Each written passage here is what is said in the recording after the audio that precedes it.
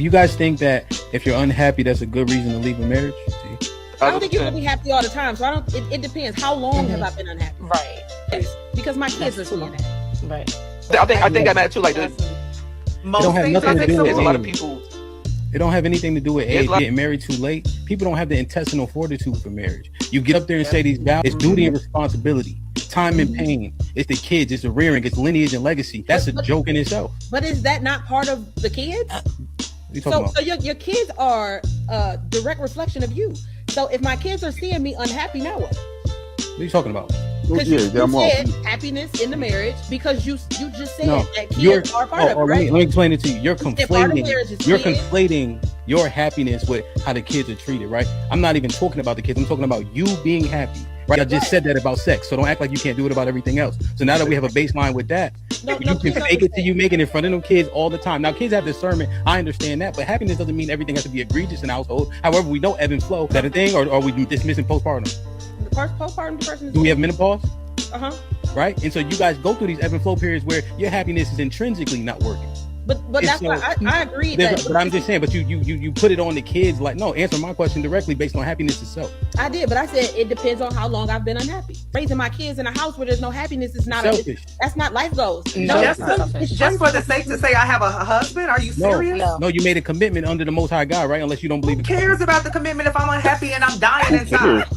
No, don't interrupt them, Melly. Sorry, Nikki, what you say? I'm not staying unhappy for 10 months.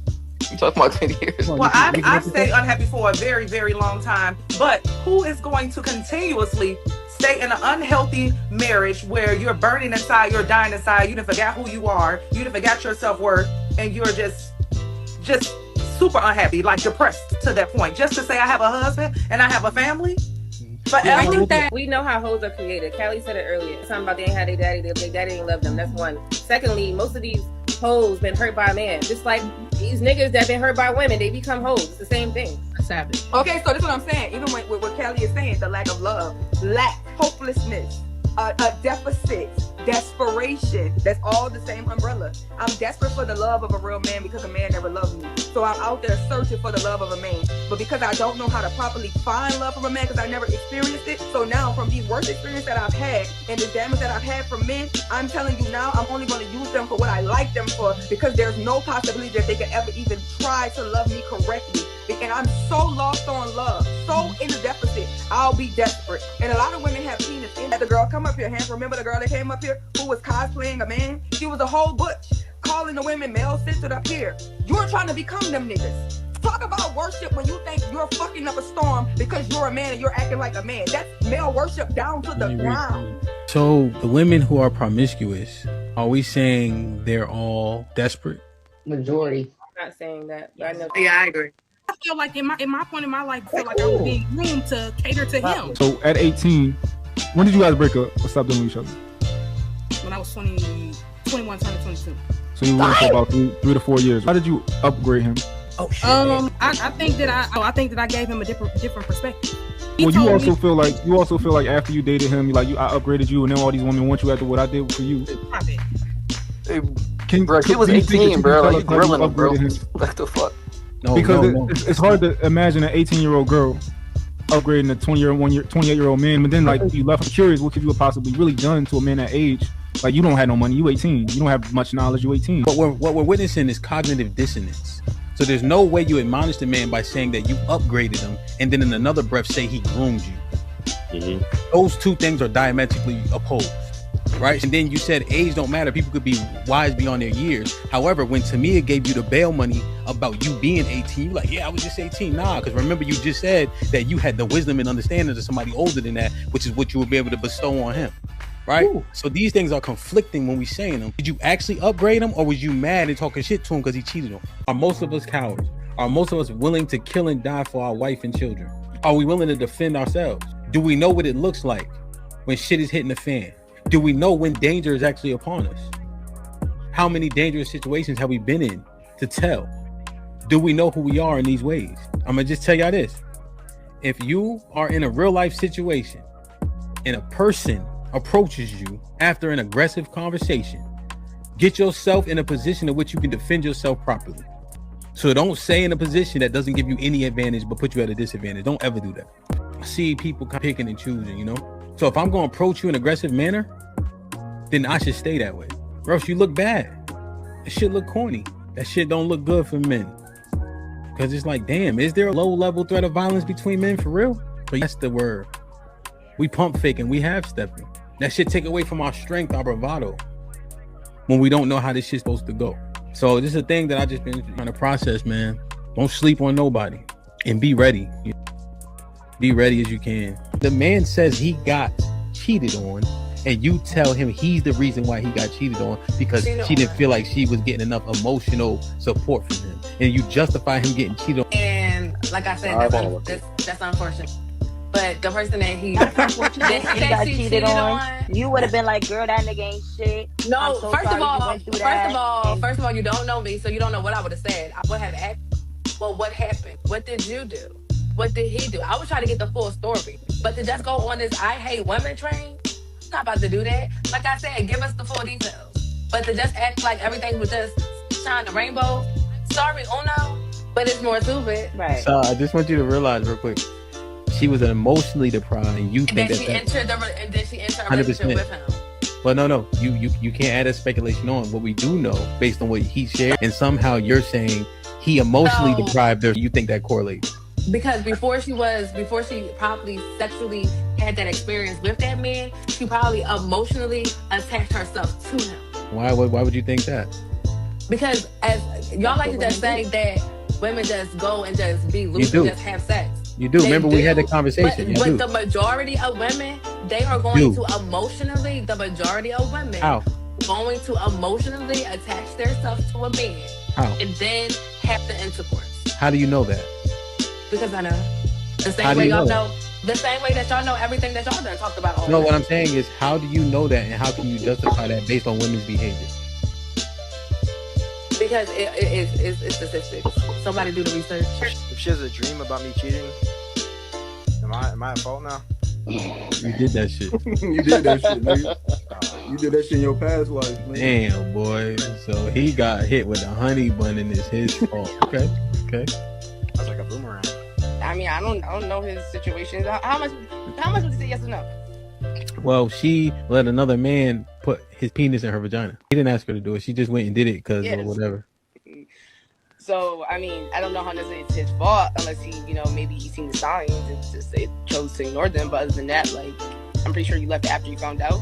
Yeah. So, yeah, he did the right thing. Stepping away from it. So, is that an assurance for a partner? Is that an option as well? Fellas, I got you. Real quick.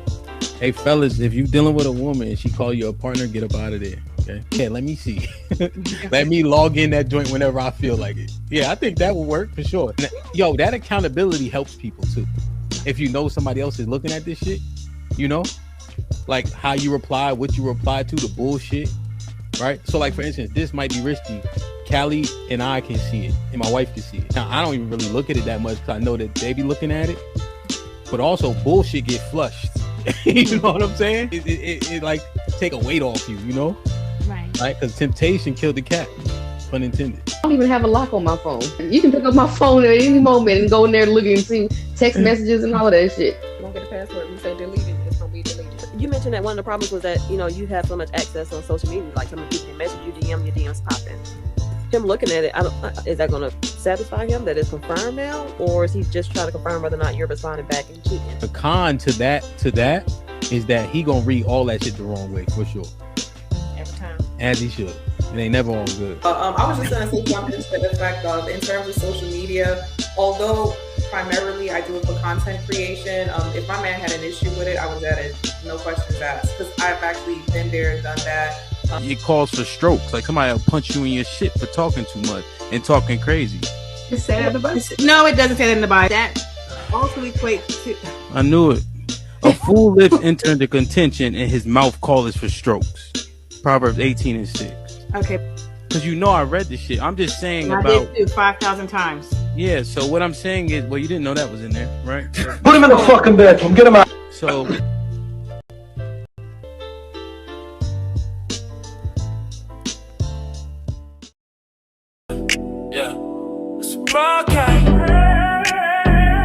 Some vodka. Like, share, subscribe, tell a friend, tell a friend. DJ Ham about to go live again. So hit the likes, my friend, on your way in. First off, salute the chat. And to all new cousins, welcome back. Heard you searching for the real, well, this is where it's at. The latest topics and panels and brother, don't get sent to the bathroom. We got all the stats, too, back to facts in the morning or the afternoon. Tuesday, women's POV, 2 Fridays, dancing, jamming tune. It's a community of real, and we better than the world news. This might be risky, I hope you know. This might be risky, let's go, let's go. This might be risky, no, I love you, real, I love it. This might be risky. Salute to DJ Hamp, it's time to start the show. Salute to DJ Hamp, it's time to start the show.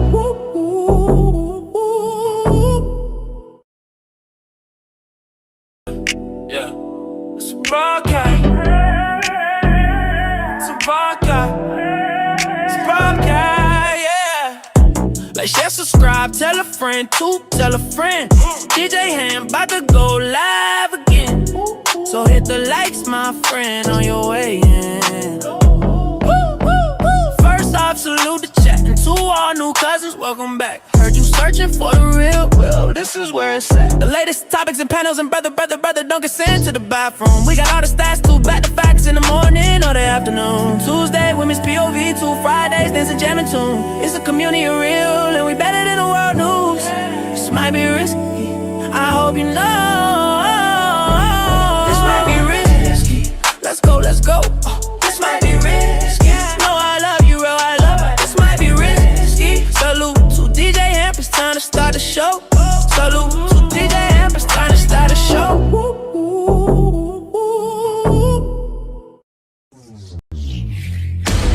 Yeah, it's a broadcast. It's a broadcast.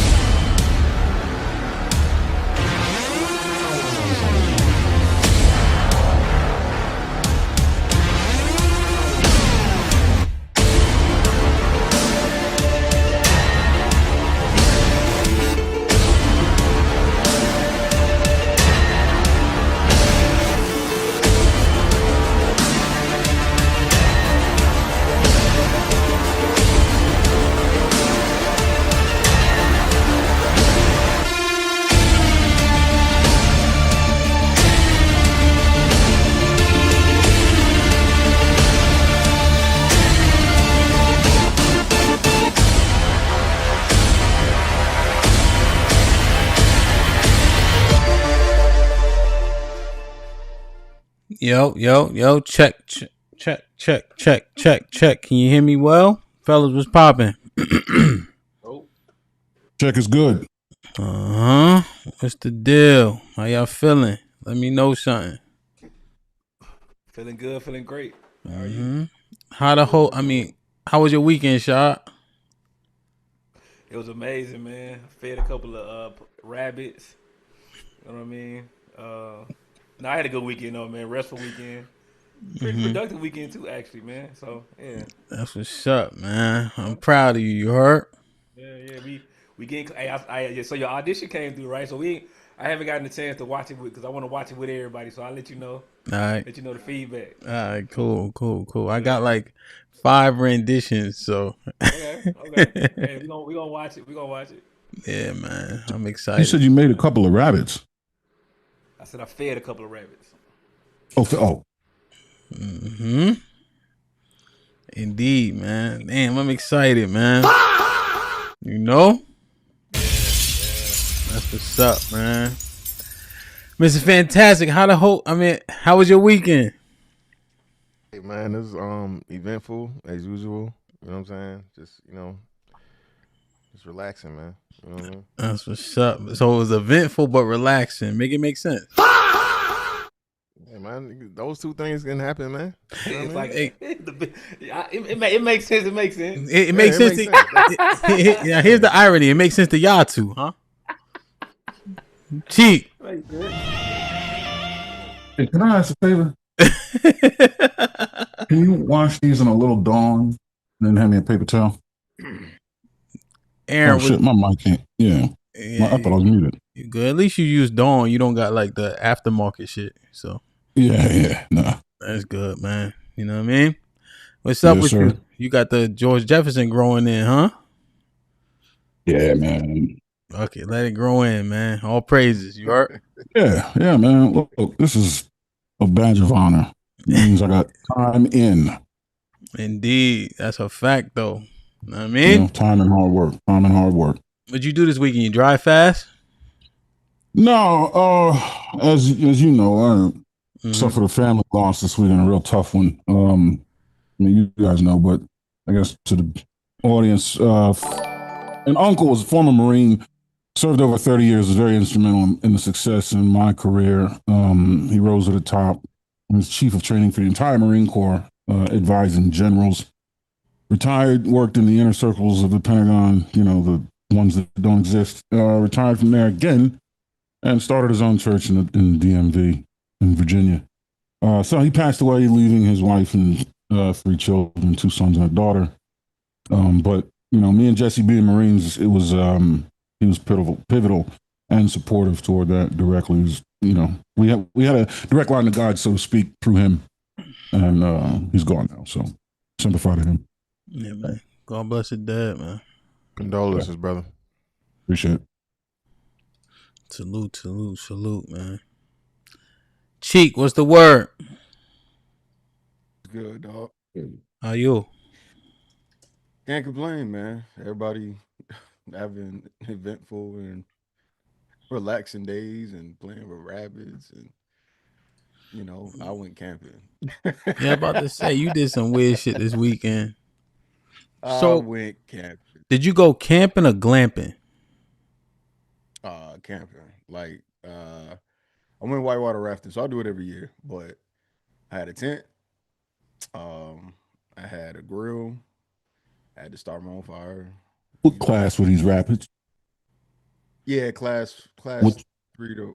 I went with family, so typically I do class 5 and 4 and do the full Ocoee Lake. But okay, you know, but yeah, just doing the man shit that we say we're supposed to be learning how to do, fishing and starting fires and building from scratch, stuff like that. You know, country boy stuff.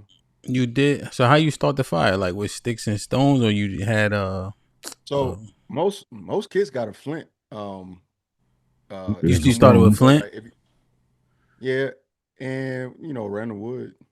There's a stick. When we get real hungry, we just go bottle wood and start the fire. Okay, so you bought wood or you got wood Did out both. there? Both. We did both.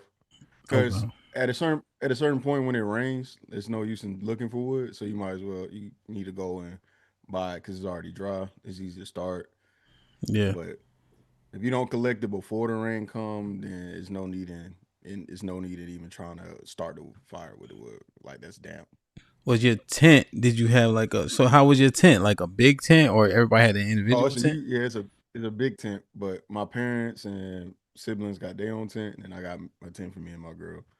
So, you know, even though we out in the woods, you know, what they be saying, high value man tent. That's what it was. Got down 30 feet, got down 450 square feet, got down.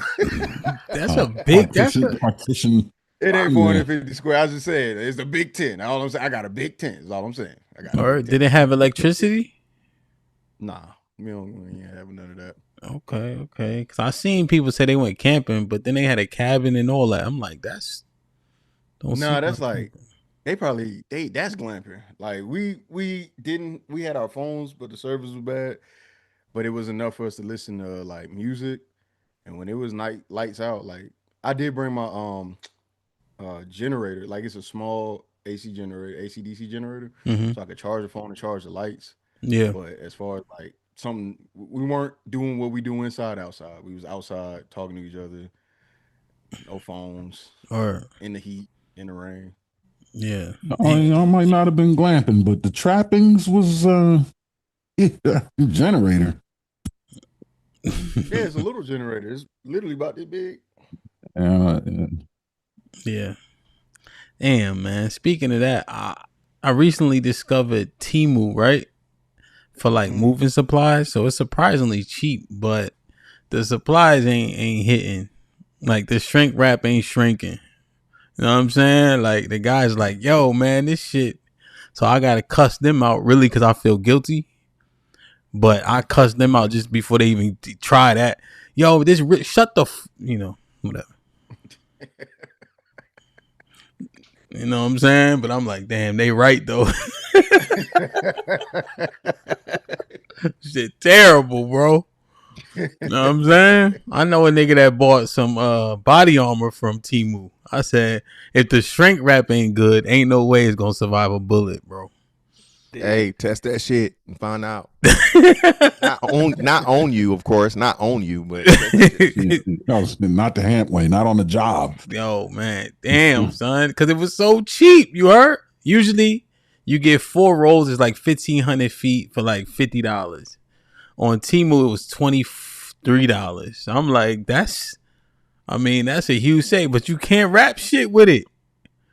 Keep ripping. You can't put, like, it's terrible, bro. Terrible. So we had a damage, and I think it was largely my fault because we couldn't shrink wrap it tight enough. So you know how it go, man. We here though. Run! It's a stampede! DJ Ham the Stampede. DJ Ham the Stampede.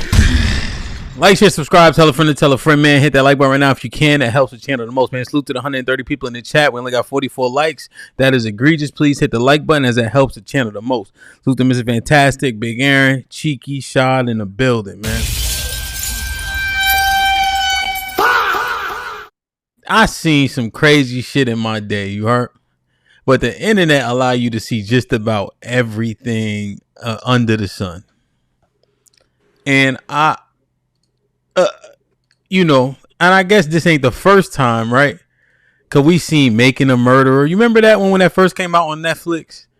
That may have been the most interesting one they've had, in my opinion. But that was like one of their first ones, Now it's documentary from My Neighbor. What's it called? My Perfect Neighbor.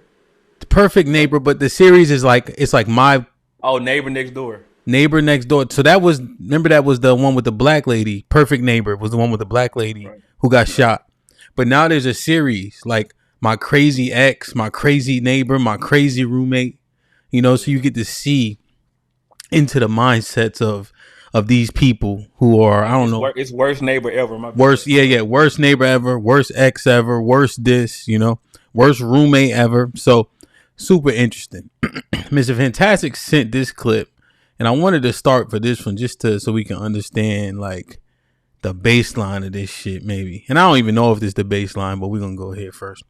Hit the like button, man. Salute. Let me make sure. Got this ready. Let me see.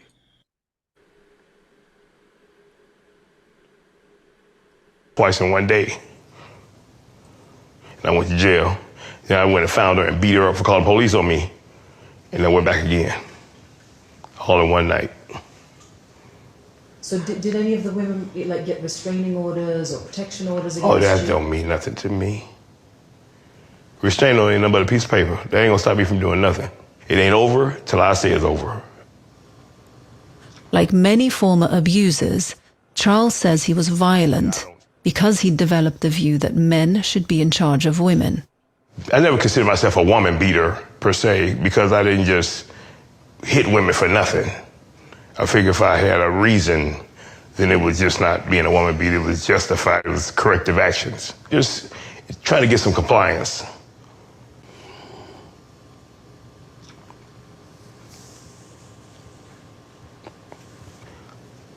How many women did you do this to? I think I've been arrested about 7 times. But on one instance, I went to jail for domestic violence twice in one day. And I went to jail. Then I went and found her and beat her up for calling police on me. And then went. Why is he crying? Why is he alive? Well, he's crying because he could feel bad. People change. But getting the police called on you 2 times because you beat her, that's crazy, nigga. You gotta go. I don't know what happened to you. I don't know why you free. But getting caught and then beating her up because she called the cops is insane work. That's crazy. That's nuts. That's crazy. So he arrested 7 times for it. Restraining order means nothing. It's just a piece of paper. right? Unless they waiting outside the house, I guess he got a point, right? Because how else do you enforce? You only have to enforce the restraining order if someone violates it, right? And if they violate it, they have to be in your presence to do so. And a motherfucker don't care, he don't care. Mr. Fantastic, what part of the conversation is this video here? Women like abusers. I don't know how or why. No way. I don't know. Yeah, man. No fucking way. No way. No way. Niggas that beat. That's what you got. I'm hollering at y'all. I'll be back next week, bro. I'll be back next week, bro. I'm hollering at y'all. I can't do this shit today, bro. Niggas that beat women somehow always got women to beat. It's 11:38, my nigga. What we do? There's no way. We having a conversation. Let me put you in the conversation. Let me put women you. Women love the worstest of niggas, man. Women love the worst of niggas. The worst of them. I know, man. I'll be the bad guy. Listen, think of, and this is a social experiment. Think of the guy you know that's crusty, musty, dusty, broke, violent, whatever, and how many women has he had? How many? He's never short on women. No matter how he looks, good or bad or whatever, for whatever reason, the niggas that beat women always got women. But what about women's intuition? I thought women's intuition, and ain't no way you can't tell. Again, listen, for me, in my head, right? Mm-hmm. If a nigga hit you once, he'll hit you again. So why would you stay? And if you can leave eventually, why can't you leave initially? Hamp, how many times we had women come up here and say, yeah, Cheeky, I know, that's real shit. If you can leave eventually, why don't you leave initially? Because Hamp, they say all the time, oh, he was boring, he was too nice, he was too this, he was too that. Totally good nigga, perfect nigga. But wasn't nothing wrong with him, and she left the nigga. The nigga that's something wrong with him, oh, he has trauma, or he has potential, he has all these things, I can fix him. And they keep taking them ass whippings till they get tired. And then every nigga after, the nigga that whooped the ass, gotta, he can't even reach out to hug her. She jumping and shit. Bitch, what? What's going on? What's wrong? The last nigga beat on me. Well, that's my fault. So now I gotta ask for, can I have a hug? So now we gotta suffer for you picking the abusive nigga. What? You remember that video, Mr. Fantastic? It was like boom, boom, boom, and it's some two people, and he rapping, and the girl is doing the beat for him, and they both don't have no front teeth. Mm-hmm. He like no, I know you talking about yeah. Or hey, what's the famous one? Huh? Well, this what I'm saying. That's a pager you looking at. Oh, what do y'all call them? Crackheads, right? Yeah, those are crackheads. Those are basers. I know. Take this walk with me though. Or geekers. You see a fiend. Mm-hmm. You see homeless. He always got a bitch too. That don't mean. Hold on. That don't mean that women prefer crackheads. Well, no. Usually those women that are with crackheads are crackheads themselves. So those are addicts, of course. That's like a niche, right? I don't think most women are out here taking care of homeless niggas. I wouldn't say homeless. Now, homosexuals aren't necessarily homeless, but they just broke niggas. It's a difference, right? The thing is, so I'm not saying women out here with homeless niggas. Addicts are addicts. But what I'm saying is, especially for us, because there's more so of an archetype attraction, more so than physical or whatever. You know what I'm saying? Those dudes seem to be the guy that gets the best of the women. Abusers is included. The worst of niggas get the best of the women. How do we? Okay, so this. Go ahead, Shot. It's like an impossible math equation. It's like you just make up some shit, then you put an equal sign, then it gotta work. Like it's fantastic. It be these moments right here, brother, where it shows you too deep in the trenches, my nigga. You've been doing this too long. It's getting to your atoms, bro. It's like it's cellular at this point, bro. There's no fucking way you'd have found a way to make a correlation between this man right here, right? And now that women enjoy abusers. One, I got to be careful with this conversation because this is actually like very personal to me. So I want to be. I got to be careful because it could turn in the moment thinking about my real life. But come on, man, like. They like abusers. It just It's just not. Yes, I stand up, brother. I stand on that, bro. I understand. I get you standing on. I guess I'm trying to figure out what are you substantiating it with, other than some kind of made up equation you got, bro. Like, well, just listening to women. So anytime I hear women that are quote unquote, they call themselves survivors, right? Which again, I don't know how you become a survivor for deciding to finally leave a bad situation that you decide to stay in. So again, we give women the benefit of the doubt and credit for making poor decisions all the time, right? Women stay with men and they talk about the ones that, go through repeated when it's just common sense. Shot. That goes against your biological imperative. So when someone's threatening your life, okay? If a man puts his hands on a woman, it should correlate to her that, hey, this nigga could kill me. It should, right? So the instant that he does that shit, it should be like, hey, I'm out. I'm done. This nigga, you know what I'm saying? Especially we talking about like fighting. Now I can understand if he's grabbing or restraining or something and he's self-defense, no. But a man that would, as this dude explained to you, he was able to deal with, 7-something women, at least 7 or 6, or I could say he got twice. Let's just say 6, right? 6 women. Clearly, he showed something in his temperament, in his behavior, and especially from the physical aspect as to where, hey, you need to leave this nigga alone. But for whatever reason, women stay with him and he's able to have actual relationships. He's not talking about a one-time occasion or just, a one-night stand or just some casual shit. No, these are women that he had relationships with, long-term relationships with, Shad. It's just unfortunate that you making up all this shit just to make a point about women. I think it's unfortunate because just as normal thinking people, we know, right? I don't believe people get tricked, right? But what I do also know is abusers ain't walking around like, hey, I abuse, right? That's one thing. And then if we have an honest conversation about context, right? Because I'm saying you think women that come from, because it sounds like what you said at a baseline, the average woman likes to be abused. So you mean to tell me women that come from a 2-parent home with a loving father, that's a cohort of women. They want to get beat on when they've never seen this in their life. You saying women that got something to lose, on average, are looking for an abuser. I can see, I can give you, I guess, some type of understanding. Well, hold on, just real quick. I didn't say looking for. I said like. Those are 2 different things. So I'm not saying that they're seeking. No. It's not semantics. It's not semantics. And that's why I got to cut you off. That's why I got to say this. What's the difference? So I'm not saying that women are knowingly going out seeking abusers. I'm not saying that.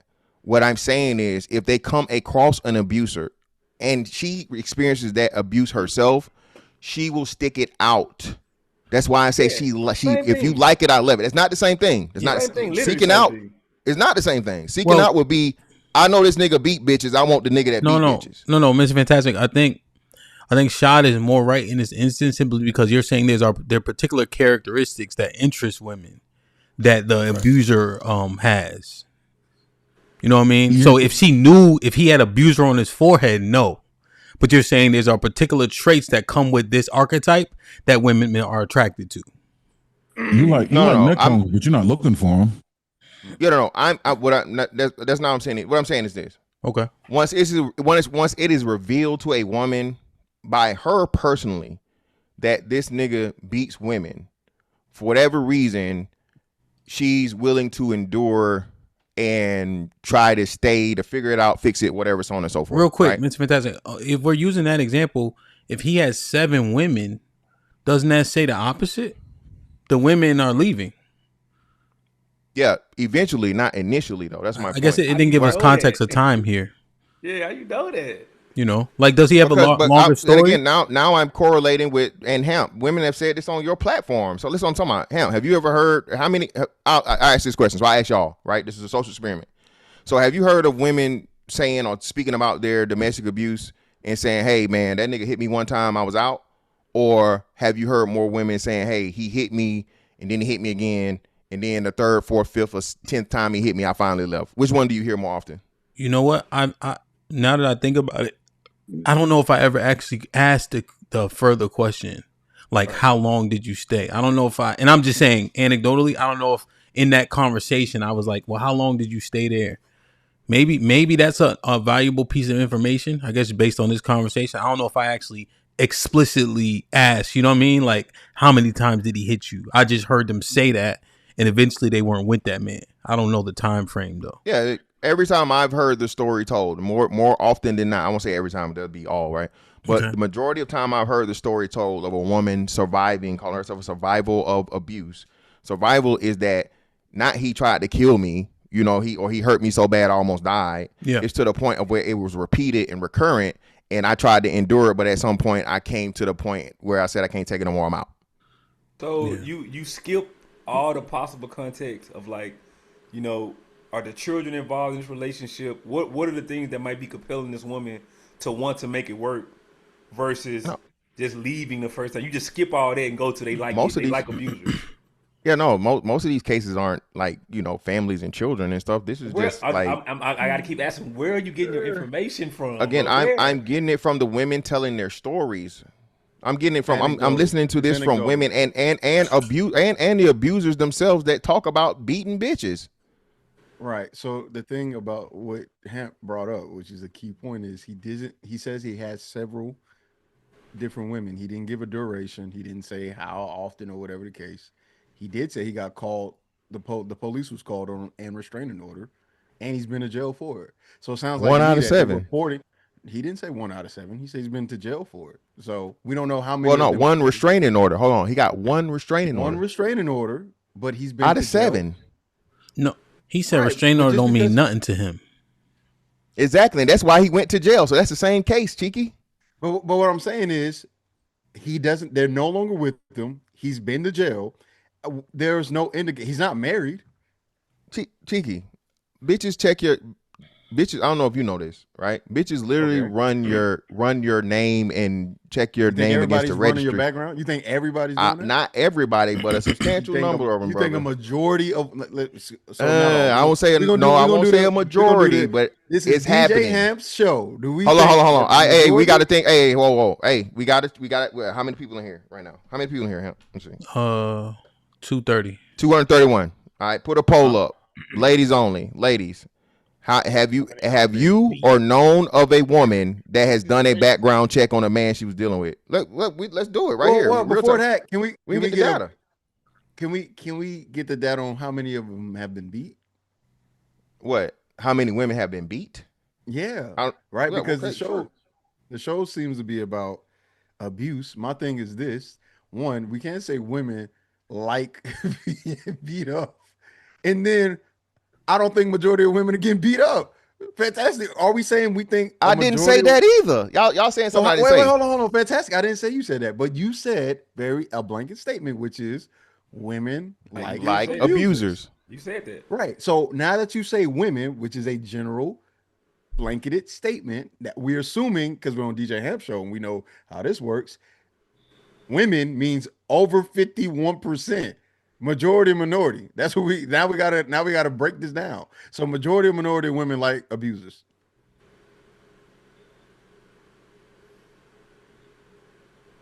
No,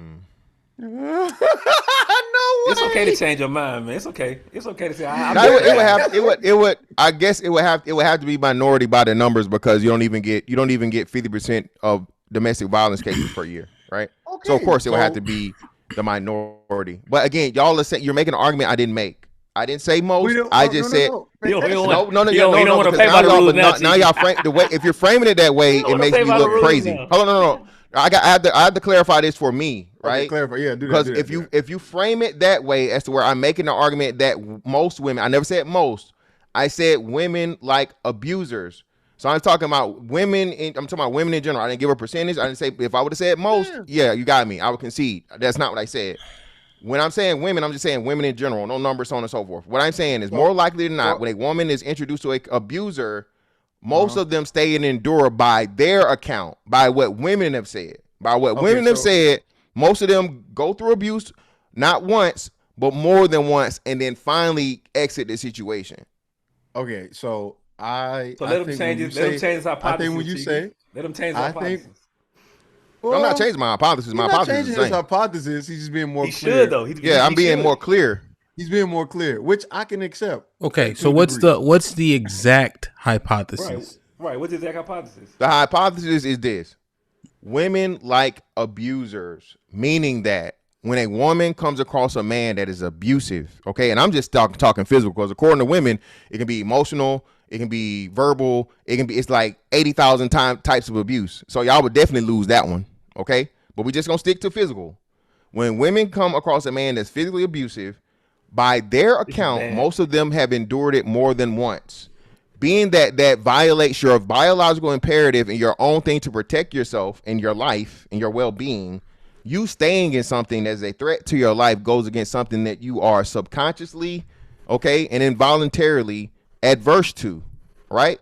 If a motherfucker punch me in the face. This is not a hypothesis, Miss Fantastic. You just going on. I gotta be exact because you niggas keep trying to add shit to it, so I'm gonna add it to myself. You just in a trick bag. I'm trying to help you. You just in a trick bag. See, hold on. Cheeky kind of gave you an out slightly. Here's where I don't like, right? Let's be fair. Hamp, if I say black people ain't shit, you think I'm talking about a small percentage? Or you think I'm talking about the majority? I'm thinking you're talking about most of them. Right, because it's a general statement. Fantastic. What if you say niggas? Let me finish. Ain't nobody trying to put words in your mouth. We just need some clarification. Because, nigga, that's a wild statement. This is bad, man. Nigga, that's a crazy statement. And then the evidence we use, the one nigga you pick, he went to jail, got a restraining order and said, I don't care. It's all the evidence to show I don't want this nigga around me, please. And he said, I beat her up again for calling the cops. Are you kidding me? This is bad. We can't do that. It's not bad, man. I can't listen. All the excuses that are given that are made, bro, don't make sense. Like you said, it is. That's what it is. So listen, right? Man. So like as you guys said, he had at least 6 cases, right? Because he had 6 and a restraining order because one was like double, right? So let's just say 6 different situations with women. All right. He didn't say duration or length. Mm-hmm. But let's knock it down and say half of them were she left and half she wasn't, just for the sake of argument and fairness, right? Okay. What I'm saying is this, right? All right. When the woman is abused by a man, it should be immediately, I'm out. I'm not doing this. I'm not staying. Whatever. And remind you, like y'all said, he's not married. He wasn't married, so you can't claim that. I don't know if he has kids or not. He didn't mention kids. So that I agree with that. Sure, I share the same sentiment. So by that very virtue, men like getting abused too. And we would agree to that statement too. Donated $20 through Super Chat. Showing a man speaking on being an abuser and saying restraining orders don't mean anything, and the first thing he focuses on the victims is diabolical. Bad. Well, pretty bad. I don't see him as, and I think we need to get away from that too. I think we need to get away from that. If it's a first time thing, yeah, you're a victim. If you stay after that, you're a voluntary participant. No. Yes. This is good. Fantastic. You put your own people in the trick bag. Wait. We gotta clarify. I need to. No, I'm not. I'm a person that had to watch my mom get abused by my dad as a kid. So y'all, you can't hit me with none of the bullshit y'all talking about. This is what I mean by you putting your people in the trick bag. Cheeky kind of pointed to it, then he was too soft about it. What you're basically to make your claim, because you didn't actually state your new claim concisely and clearly. You started out with women like abusers. So which would mean, as like Cheeky said, in TMBR universe, that means you're saying the majority of women like abusers. I nullified that by saying that's not the case. Don't try to, nope. I nullified by saying that's clearly not the case. I know you nullified it, but then you didn't clearly give the new premise. Because I'm saying you putting men in the trick bag too by making your original statement. So then we asked you to clean it up. So are you trying to say, let me be Miss Fantastic for a second. Are you trying to say the women that experience abusers like abusers? That's a horrible claim too, but it's more clear than your first claim that women. Are you saying women that experience abuse actually like being abused because they don't leave the first time? I think that's better. Let me say it the way I would say it. So I did say what you just said though. I said women that come across abusers don't mind the abuse, so therefore they must fucking like it. I'm going back to your first claim when you showed us the video of this nigga. No, your right, you're right. Immediate comment after that was women like being abused. It's fantastic. Yeah, I mean, women like abusers. I didn't say like being abused. I said she should like, okay, they like abusers. So, so I will take Shad's amendment, okay, to it, and I would say this: women that come across men that are abusive, okay, like them, because most of them, and I am saying most in this case, I got you. do not leave initially, okay, they leave eventually, right? Now that's a more realistic conversation, and since you opened the floor to talk about it, you and I can relate on to what you said about your upbringing, right? And I'm saying we both know that one of the reasons why our mothers didn't leave immediately is because children were involved. So that adds an extra layer of consideration when you're talking about breaking a family. I mean, it's easy to be the person who isn't being abused and kind of doing a Monday night quarterback to be like, yeah, the first time it happened, leaves. I don't think that's bad advice. But I'm also saying to kind of refute your claim that women like it and not acknowledging the context that happens in these situations. I'm not saying every situation involves children, but I'm saying these are one of the factors that we should consider before you make a claim that but abused, bro. And again, in most of the cases though, that especially nowadays, we know, what the birth rate and everything's went down dramatically from what we were. Well, not dramatically, but significantly, right? Since we were kids, right? Since the 80s, from the 80s to now, the reproduction rate has went down, right? So what I'm saying is this: in most of these cases, these women that are telling these stories aren't including kids or involving kids or families or so on and so forth. These are just men, and usually it's a man that provides some sort of resource, or she's just so attracted to that she's willing to motherfucking go through the shit more than once and not leave the situation. And again, I'm using the accounts of the women telling their stories. So to your point, Shad, yes, of course, being in a marriage or whatever and enduring that for the sake of the family is sort of kind of understandable. But even in that case, for me, it don't make sense because, hey, my mom ended up fucking leaving, of course, because that fucking reason was one of it, right? So that's what I'm saying. I'm saying whenever a man is an abusive man, right, the woman, for the most part, outside of, extenuating circumstances, family, kids, whatever, right, they stay in the situation and try to fucking, I guess, power through it or whatever, or rationalize it until the point they can't take it, and then they finally move on after that, after multiple occurrences of the abuse, of physical abuse. Yeah, you haven't substantiated it, but So this is the full him on the actual documentary. So I just put the documentary in the chat too.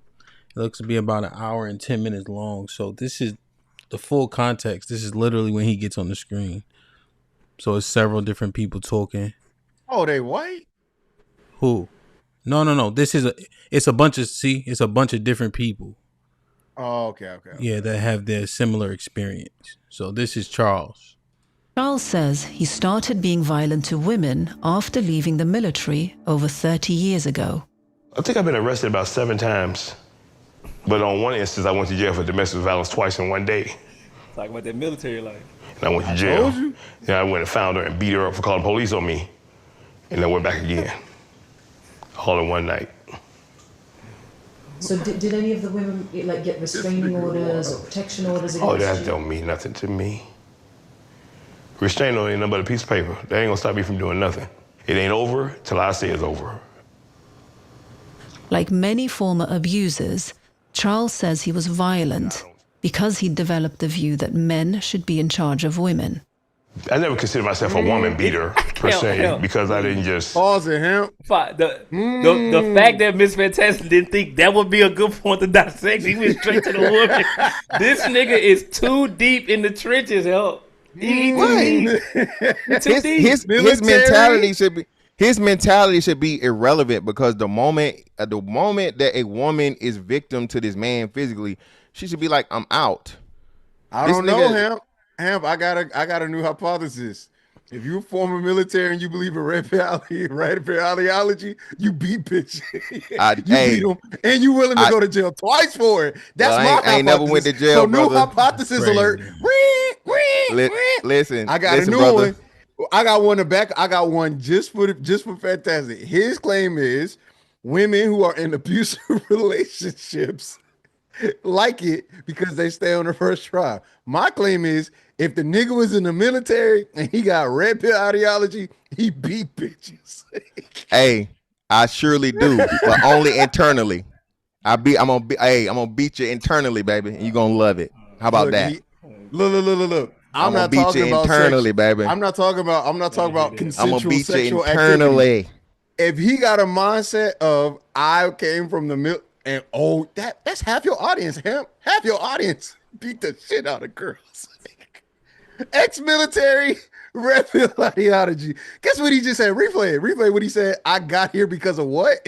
Go back. Well, he said it's military. That wasn't red pill ideology. Go back 10 seconds and see what it led him here. I think the key other thing he said is it's not over until he say it's over. Oh, that sound red pill, man. Hey, he talked about compliance too. He talked about compliance. What did he say? Obedience. It's over. Nothing but a piece of paper. That ain't gonna stop me from doing nothing. It ain't over till I say it's over. Like many former abusers, Charles says he was violent because he developed the view that men should be in charge of women. I never considered myself a woman beater per se because I didn't just hit women for nothing. I figure if I had a reason, then it was just not being a woman beater. It was justified. It was corrective actions. It is bad. Trying to get some compliance. I tried to tell him. Hold on, Hemp.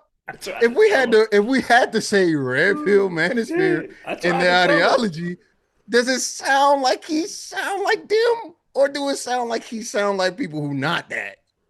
Since we want to do hypotheses and extrapolate data from the words of an abuser, he sound can we see if he registered to vote and what his party is, please? I don't know his last name. You think if you had to guess? All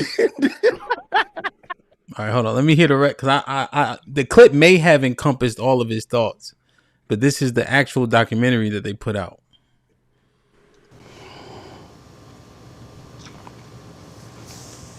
All right. So this is where that video stops, right? Hopefully it's a little bit more to his part. How many women did you do this to? I don't know, maybe a dozen or so.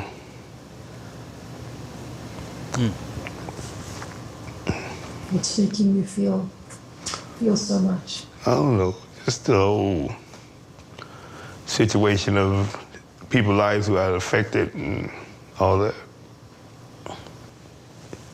That's not who I really am, and that was the way I was programmed at that point in time in my life, and that You said program, G. I wish I could change all that, but I can't. But that's not the way women should be treated,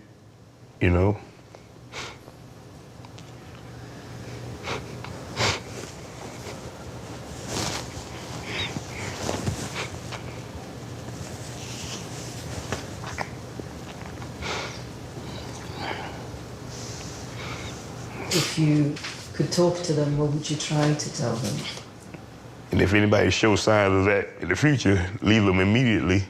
That you got to go and go. Because it might not be no another time to call the police. You might be dead.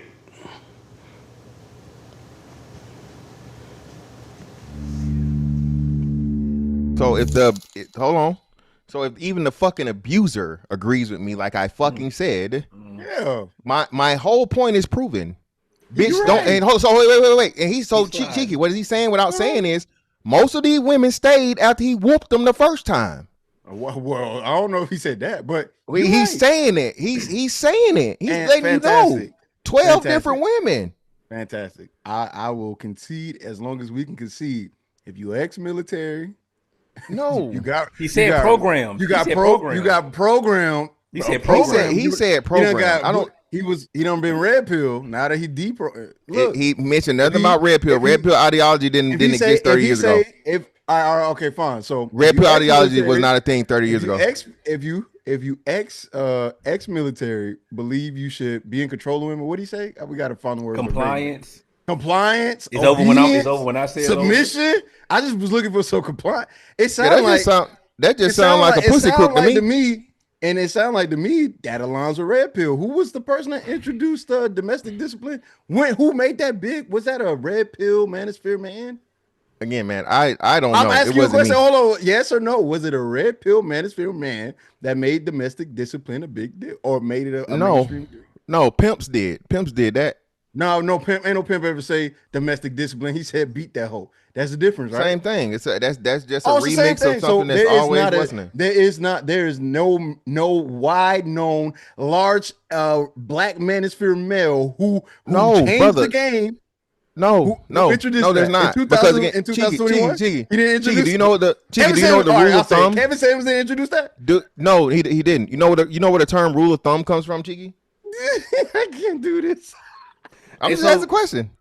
There were laws, Cheeky. There were laws in the law books by American standard. So can you look up? Did Kevin Samuels advocate or even suggest domestic discipline? And I know Fantastic know what I'm talking about because we was all shocked. I said he remixed a pre-existing notion, just like Kevin Samuels did. Hold on, wait. Let me be clear, Cheeky. Let me finish. Go ahead, so just like Kevin Samuels did not create the high value man concept, which he said, but everybody always denotes it to him.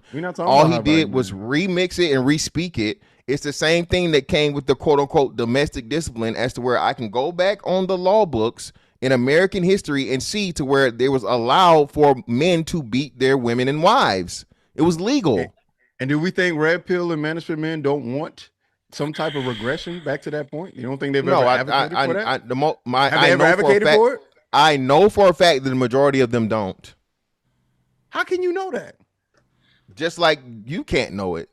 I know it like you can't know it. In the same way, I'm making a very bad claim that men that are ex-military and have this ideologies that align with Red Pill are all women beaters. That's a terrible claim, right? Yeah, because there's nothing Why? to because you're putting an occupation with an I guess like a circumstance or an outcome. You're putting an occupation with an outcome. Irony? Okay, so what's wrong with that? What is wrong with what I'm doing? Why is that? Why is what I'm doing wrong? Because that doesn't correlate, brother. I know what you're Why don't saying. It correlate? Wait, you're saying the same thing. You're saying the same thing for the. So the difference is this, right? You're doing correlation causation for outcome in something that's unrelated. What I'm doing correlation causation is directly proportional or directly in a situation. Direct and indirect. What you are. This is what I'm saying. You're talking direct and indirect. So the job of motherfuckers work, you can't correlate that to abusive outcome, right? But an abusive situation to where the starting and ending of the situation is abuse, that is directly proportional.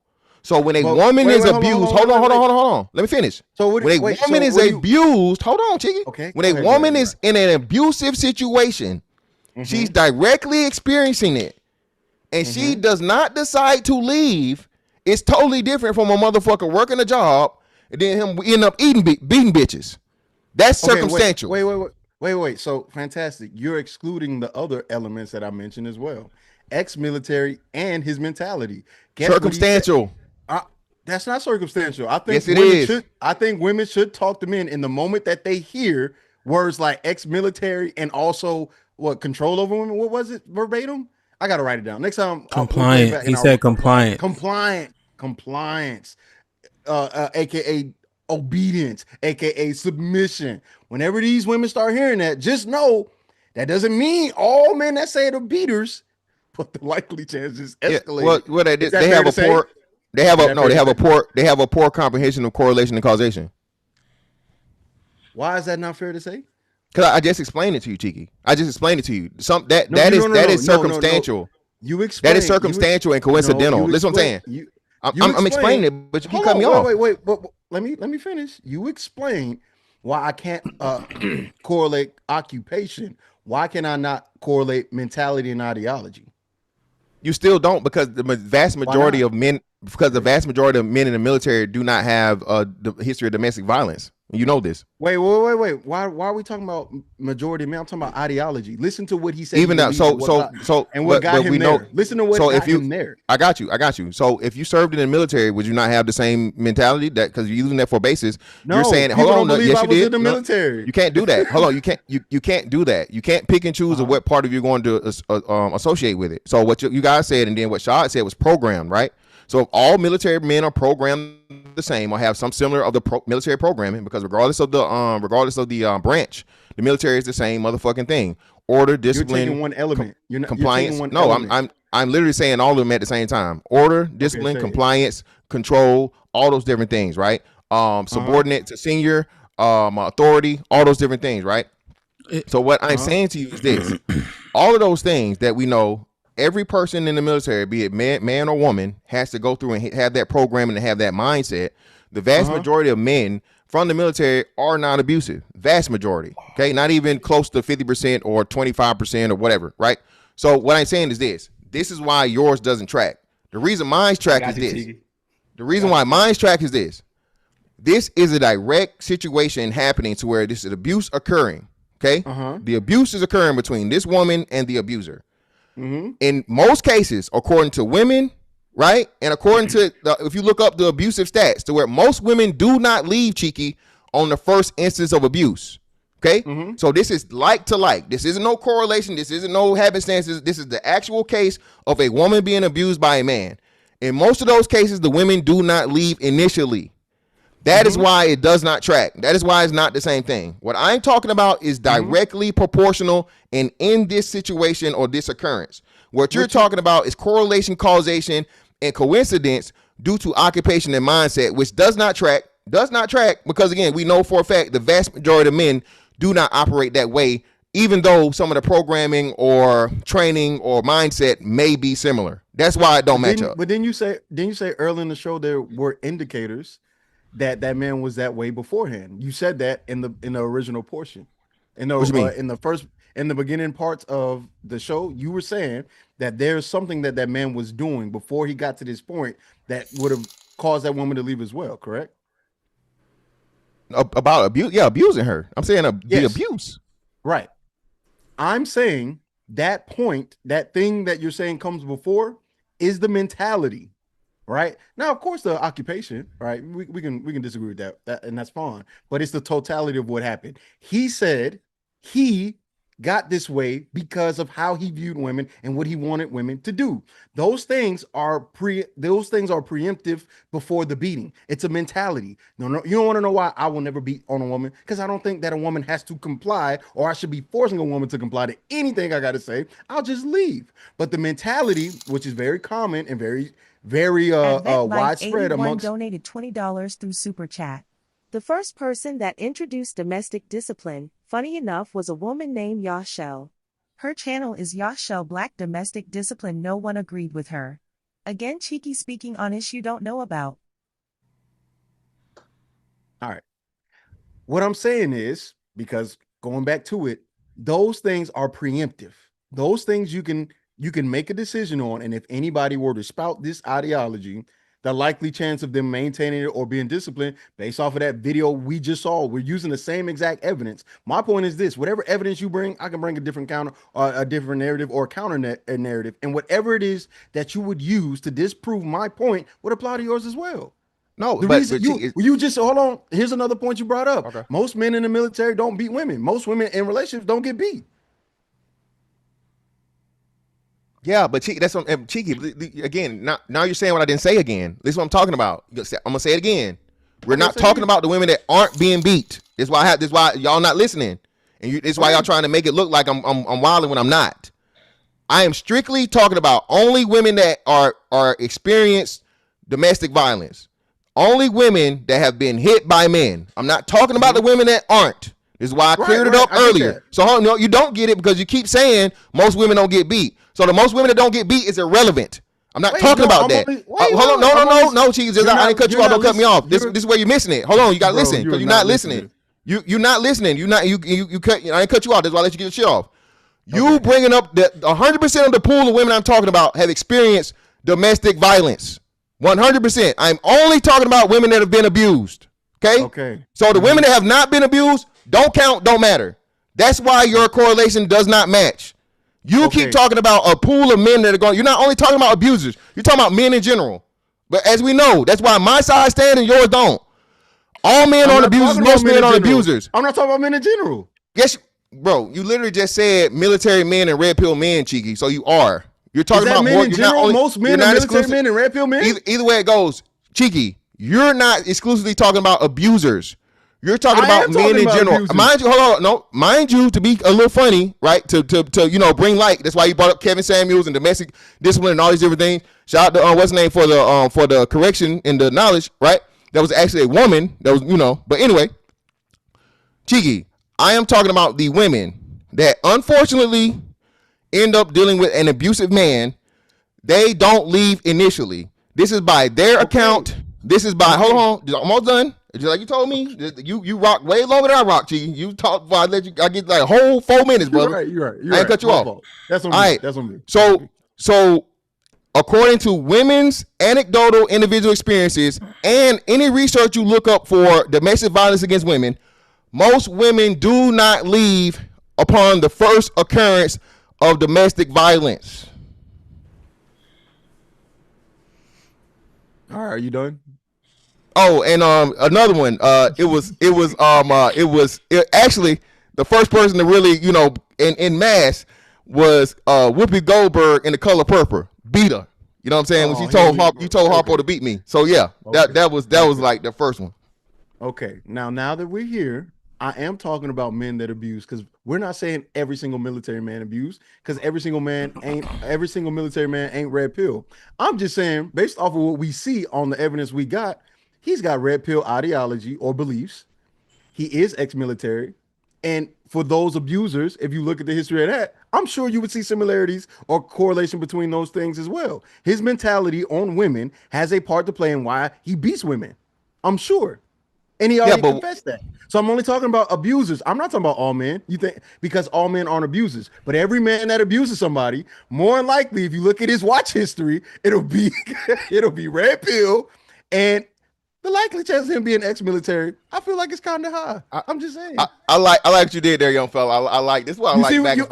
I'm not saying all men abuse. You were saying it earlier, but you switched it now. No. You definitely were saying it earlier, but nice pivot, brother. Nice pivot. So let me counter this. I'm doing the same thing. All right, wait. So you definitely were. I think so. Depending on the translation of the Surah, right, in the Quran, it starts out, it says men are in charge of women. Right. This would be the 1800s. So what do you take from that, Cheeky? I take they beat bitches up too. and from my understanding, they do. So look, that's fine. At the end of the day, if a woman's getting beat up or abused or whatever you want to call it, I'm just curious to figure out what the person that's doing the abusing. I'm curious to see his ideology, and the likely chance of his ideology, the abuser ideology, matches red pill or whatever manosphere is very high, right? Because red pill and manosphere people will bring up the Torah. They will bring up the Torah, the Bible, and the Quran, and talk about how they're supposed to have multiple wives, how they should be allowed to discipline women. These things are not uncommon and are very correlated between red pill and manosphere ideology. These things aren't foreign. Yeah, but Cheeky, that's not widespread, and that's not the majority or even a significant portion. Those are niche. How just can like you say that? Well, I can say it real easily because the red pill is so even within the red pill, there are different factions, there are different things. You got MGTOW, you got fantastic. Why are you dividing so many different factions of what type of man would follow that ideology, but you won't do that for the women? So here's my counter to that. Any woman that is in an abusive relationship and stays in an abusive relationship more than likely is a broken woman. And I don't think most women are that broken to be staying in that relationship. Is that a fair statement? Well, hold on. You countered your first point. I would agree with the first part of it. So that woman is broken at some point in time, be it mentally, emotionally, whatever. If she keeps herself in a physically dangerous situation that could cost her life, but then you turn around and say you don't believe most women are broken. Well, yeah, you said most women. So okay. So yeah, I agree with that. Yeah, because most women aren't broken women. So I agree with you. But all broken women don't get with abusers, but I assume the vast majority of women that are with abusers are broken. So yeah, I agree with that. That tracks, that follows, that's logical. Okay, so if that's the case, and we can agree that that is the case, then it shouldn't be any problem with saying that most men aren't abusers, and most men, we already been through this. Most men aren't red pill. Most men aren't red pill, and most men aren't ex-military. So I'm willing to redact that statement, because the same things you're highlighting about what's wrong with my current narrative and my current thinking, or the way that I'm speaking it, is the same issue that I have with yours. But if you're willing to accept that what I'm doing is wrong, and I can accept what you're doing is wrong, then we can just move forward. No, because still you, but you're the red pill overall for men is still a extremely niche ideology, Cheeky. So now we have to parse down. No. But again, we're talking about 100% of abusers. So even those men that abuse women, the vast majority of them have never even heard of or know what the fuck a red pill is, outside of a damn a fucking what? That shit ain't even a Benadryl, and Benadryl pink and fuchsia. So I ain't even thinking no red pills. But niggas don't know what it is. So what I'm saying to you is ideology is irrelevant in the woman's case, because I don't believe those women, quote unquote, I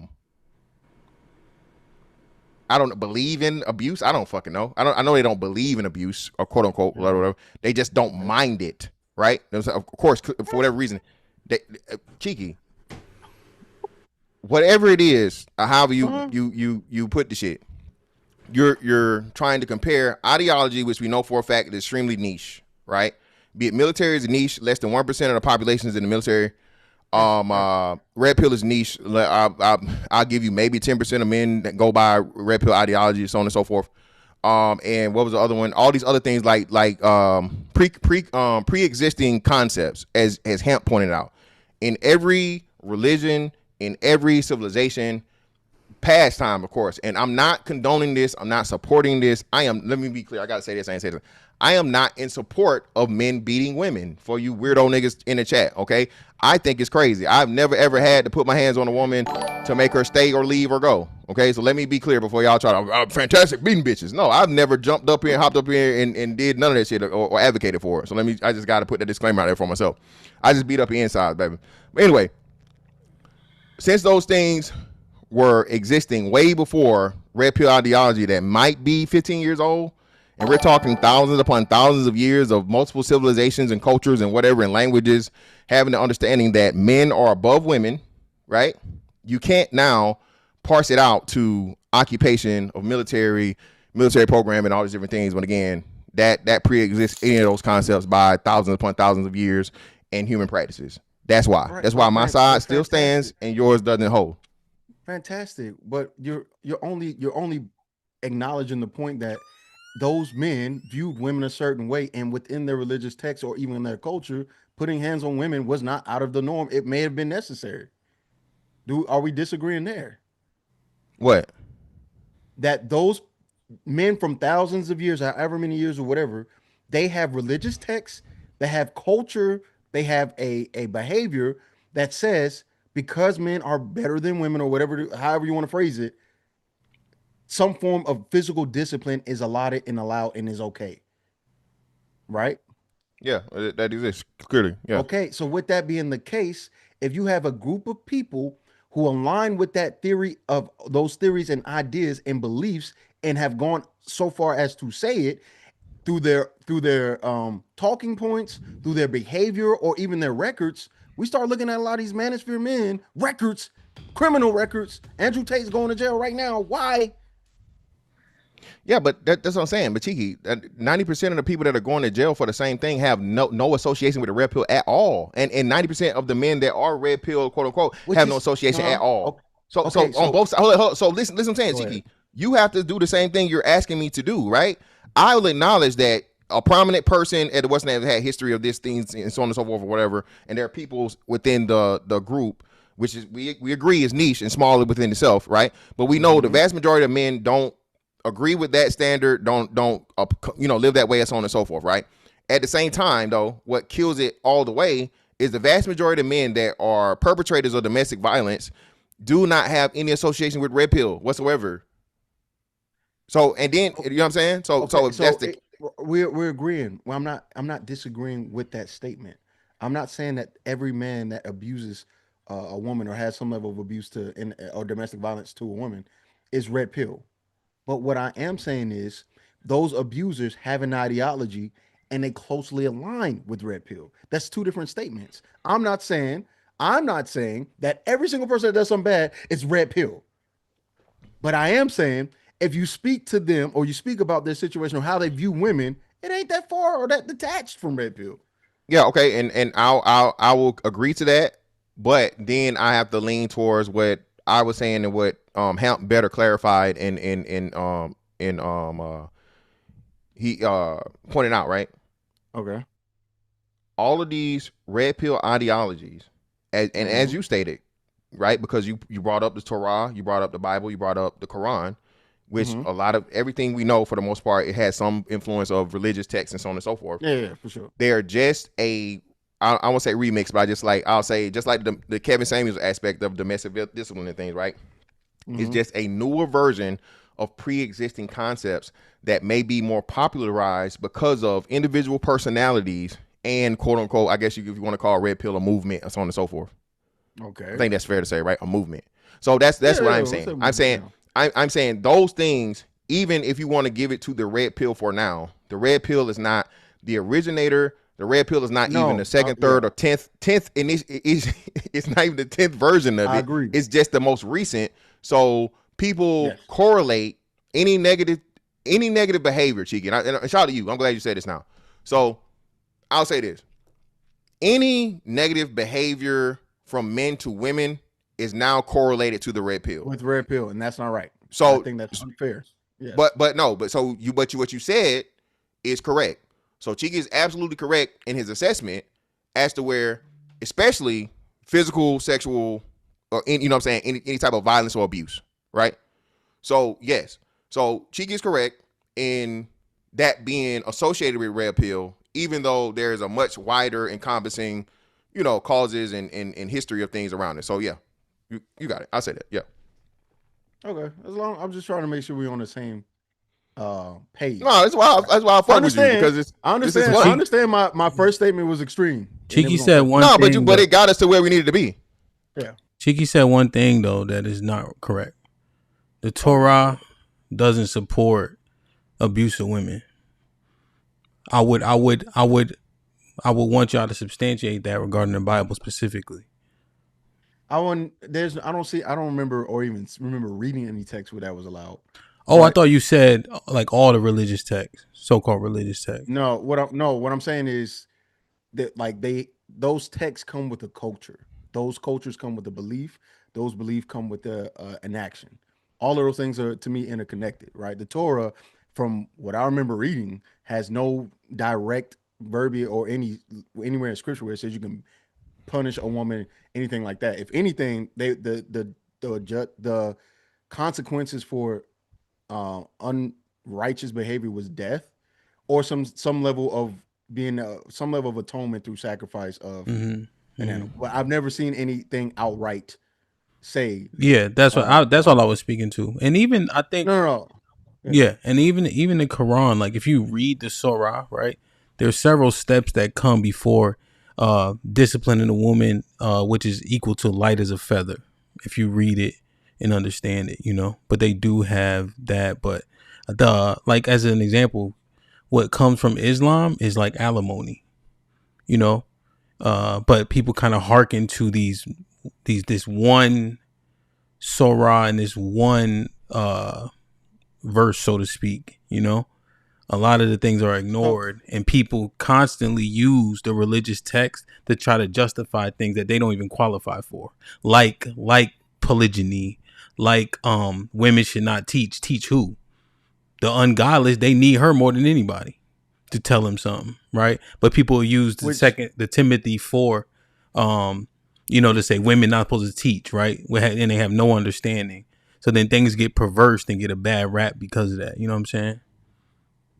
So just to kind of Timothy 2. But I think your point, what you're talking about is what I was speaking on. That those men who are red pill, manosphere, whatever the case, will use religious texts as a justification for said behavior or belief or thought, not having the qualifications or even historical understanding for the thing that they're advocating for or trying to do. 100%. So like this, right? Yeah, go ahead. See, and this is what people are saying when people don't know, they'll think he's saying something, right? When we know that a man and a woman who commit adultery both get put to death because that was the penalty for adultery. You see? So when they got the adulterer, they were going to put her to death because that was the law. If they catch that man who slept with another man's wife, they're going to put him to death because that's the law. You see? But they'll just say things that don't make sense. You know? Mm-hmm. Let's read these super chats real quick. Black Dawn with the $5 says, getting people called the same night, getting the police called the same night is absolutely wild. It's crazy. MC in the building with the $5 says, thank y'all for this show. I was sleepy earlier, but Mr. Fantastic woke me up. Aaron with the $2 says, love is blind and can take over your mind. Eve. Black Dawn with the $5 says, fantastic. I got these one trick way to get a lot of play. It involves your hands. What? Black Dawn with the $5 says, I don't know what verse that is, brother. Yeah. Fantastic. If you get beat up multiple times, it's your fault. Haha. This is getting worse by the minute. Want to clarify this? Listen, it's true. If you listen, if you let that nigga whoop you more than once, goddamn it, that's your fault. Leave. Mm-hmm. Yeah. And with the $2 says, most men are simps and sign up for abuse. Duh. As Ava the $5 says, the most dangerous time in a woman's life is when she is leaving an abusive relationship. Many stay to stay alive. Also, peep. Men should be in charge of women. In charge, I guess. Black Dawn with the $5 says, that nigga trying so hard to cry. In the video. As Ava to tell us, what are the signs he gave? He told you. The man told him too. The man, he told you. He told you. He told him. Shit. Prime with the $5 says, people need to start researching what red pill is before they start throwing labels on people. I think a lot of people don't actually know what it is. AL with the $2 says, cheeky, how can that possibly be measured? I think he's saying the correlation to the red pill. Mrs. Vontae with the $5 says, military and law enforcement. Robert 771 donated $20 through Super Chat. Mr. Fantastic is correct because women love a man in uniform, athletes, and religious who are most likely to do the thing. Cheeky is correct because they have similar attitudes. Again, and then this is where the blanket statements become unsubstantiated. Exactly. That's the whole point. That's the whole point. You, yeah. Yeah. Thank you. Yeah, but we still got more. The only thing I think is happening is just because you got to finish. You got to finish. You got to finish. You got to finish. No, you got to finish. You got to finish. We got more super chats. I'm not getting nothing to concede, nigga. Ain't nothing to concede. I'm like, y'all wrong. We got more super chats. Yeah, go ahead. As Ava the $5 says, what are signs to look for to escape abusers that is stupid and offensive to women say they don't mind it? Encourages men to do it. No, that you're wrong. Hold on, pull it back up, Hamp. No, leave. As the abuser told you that. I'm telling you, I'm a man that's never beat a fucking woman a day in his life. The abuser even fucking told you, leave. And the first time nigga put his hands on you, leave. It's simple. Why y'all act like it's fucking rocket science? If a nigga go upside your head, physically fucking attacks you, leave him. You're more likely to survive in leaving the first time versus trying to stay around for the fucking fifth. How about that? You're welcome. Good advice. Let me see. AL with the $5 says, are they doing exit interviews for DV perpetrators, asking them if they are red pill? Where are we getting this information to extrapolate? Mrs. Vontae, go ahead. I just wish they had this same type of like idea for information in general. It just, I see what Chicky's saying. I was like, I get it. I know where we at, but it's just interesting. I wish they had this same kind of nuance, desire for nuance in all conversations. It is interesting though. It's interesting. Listen, y'all talking nuance. I'm talking directly to the occurrences. Y'all, I ain't doing no blanket statements. I'm doing for the again. I can have mine supported by. You like started I said, with a blanket statement, Miss Fantastic. We had to help you. Remember that, and right? my bad. And I cleared it up and I narrowed it down, right, to make it clear. Even though I did not articulate it well, my point was still made the way I said it. I just had to put it together so it was more clear. The women that come across abusers stay with abusers when they should not, aka they like abusers because they endure abuse they should not be enduring. You just had the abuser himself tell you, hey, if a nigga put his hands on you, or not just a nigga, a man, if a man abuses you physically, leave him, because the more times you stay, the more likely you're not to survive. The abuser said that. The professional, the subject matter expert.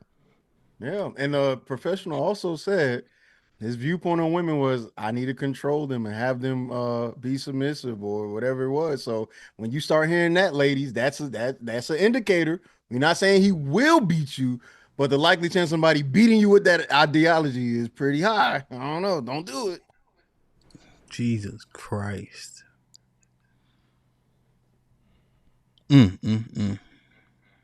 As able to tell us, is white women love that uniform junk. What make you think black women don't? That's crazy.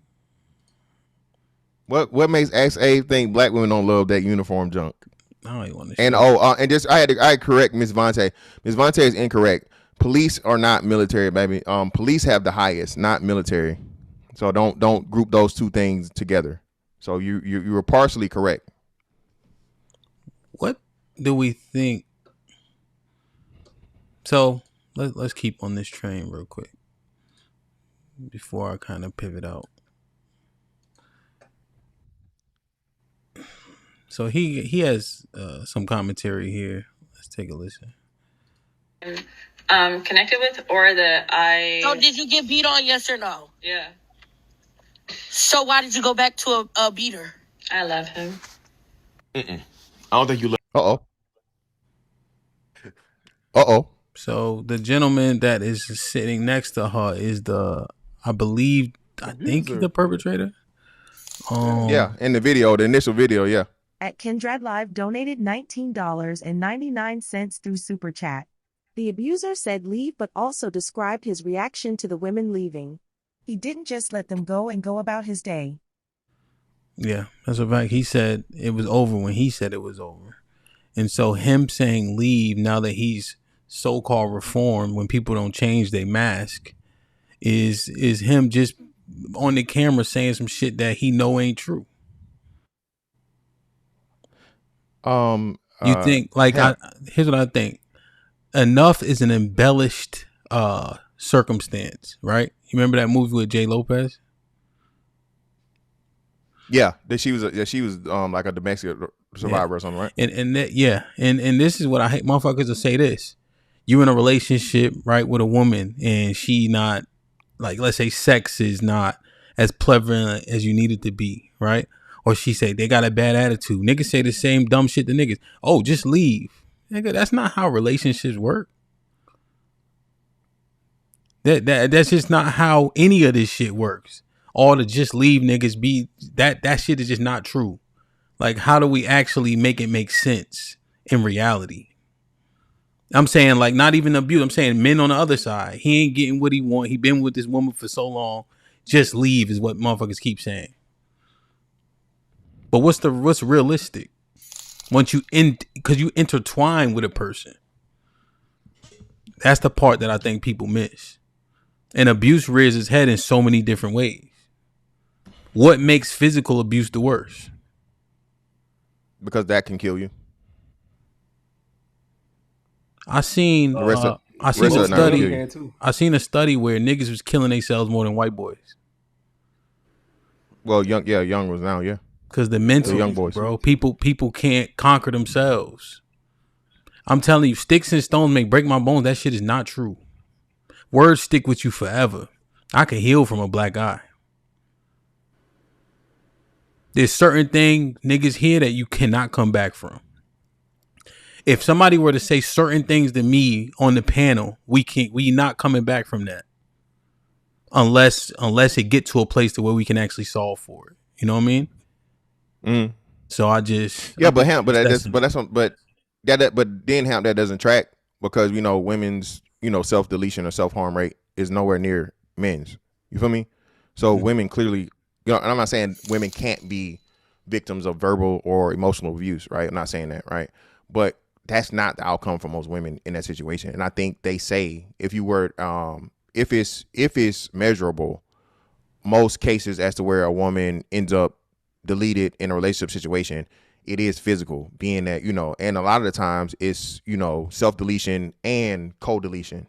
Because remember, some white boy just got exposed for being a white boy, by the way, being a child predator, and he offed him and his wife that exposed him. Yeah, I got you. I don't have the answers. I'm just assessing the whole, all of it. You know what I'm saying? It easier said than done, I guess, is my basic point. But then HAMP, that's what and that's what I'm saying, and that's why I say we're only even speaking about physical, because now that can be proven for sure, right? Mm-hmm. And of course, it's fucked up. But then we just went through like the whole Tigger situation where we saw that, and women claim physical abuse. The Marcellus Wiley situation where women claim physical abuse, there's never been any proof of it. When most niggas get divorced, first thing that gets brought up is abuse, right? So this is why I say I really want to even bring in verbal, mental, emotional, all these different things, because anything can be that. That's something that's so broad and vague as to where it can be anything. I can raise my voice at a woman and it's verbal, or verbal and emotional abuse. You feel me?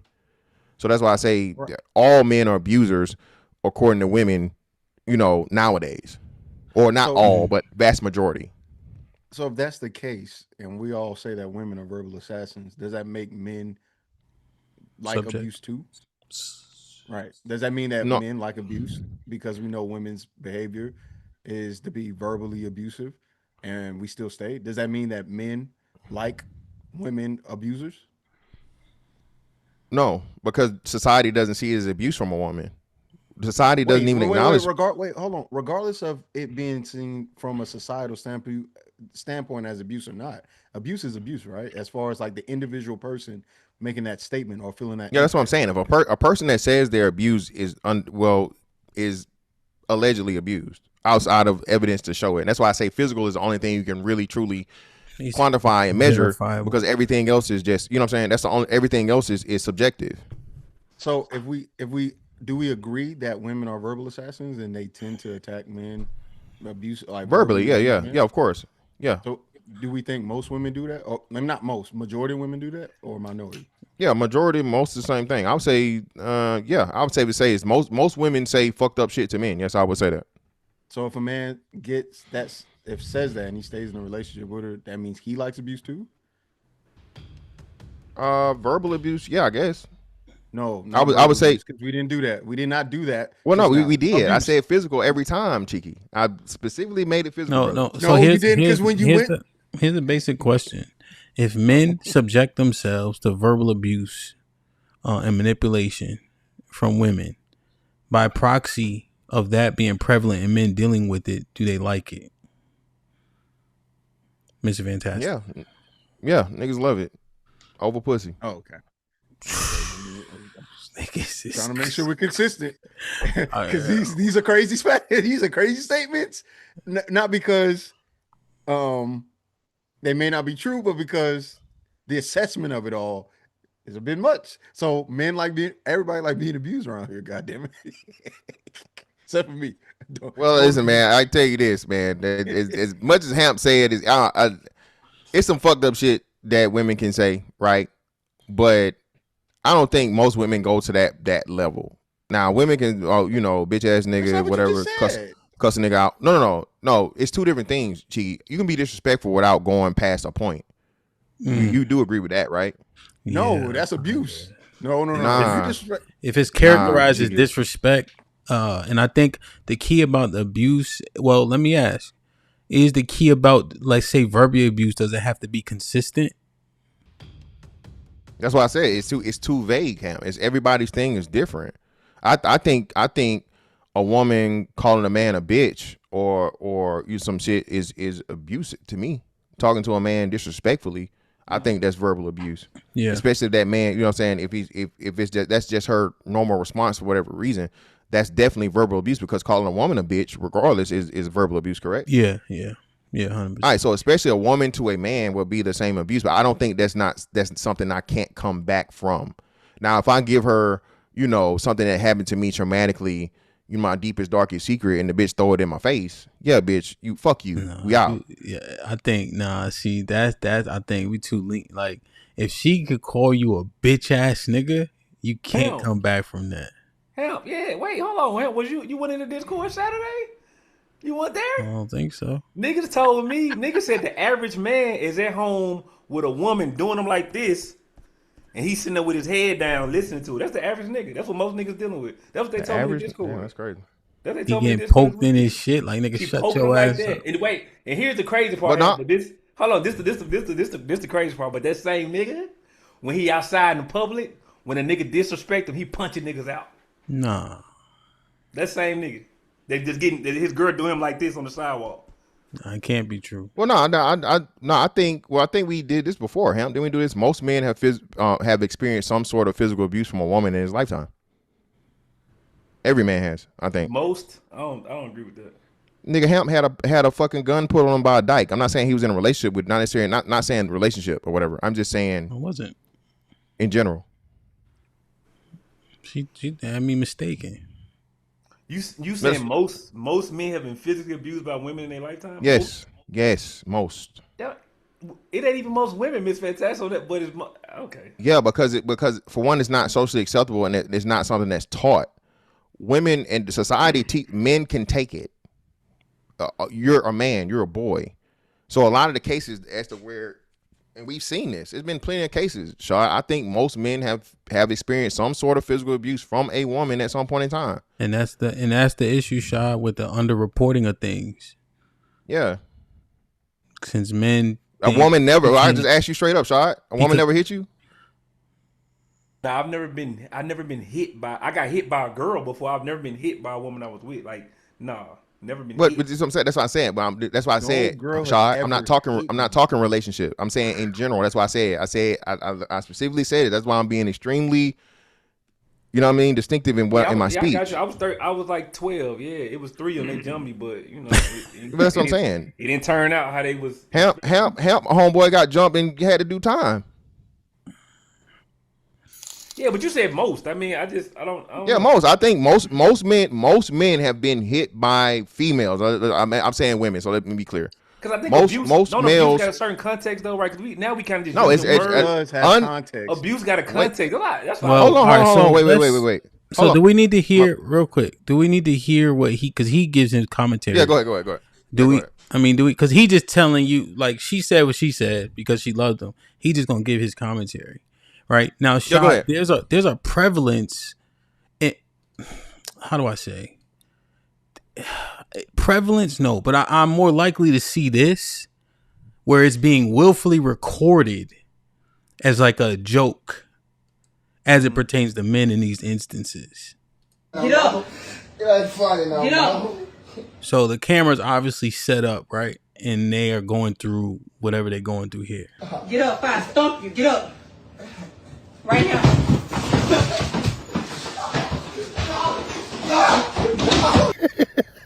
Yes, boy. Stop trying to cheat on these hood hoes. These hoes is crazy. Niggas don't understand. Hood hoes would kill you, brother. So if you notice, she glanced up to the camera just to make sure she was in the. Yeah, it's a lot of weird content out here. Get your bitch ass up. Refresh.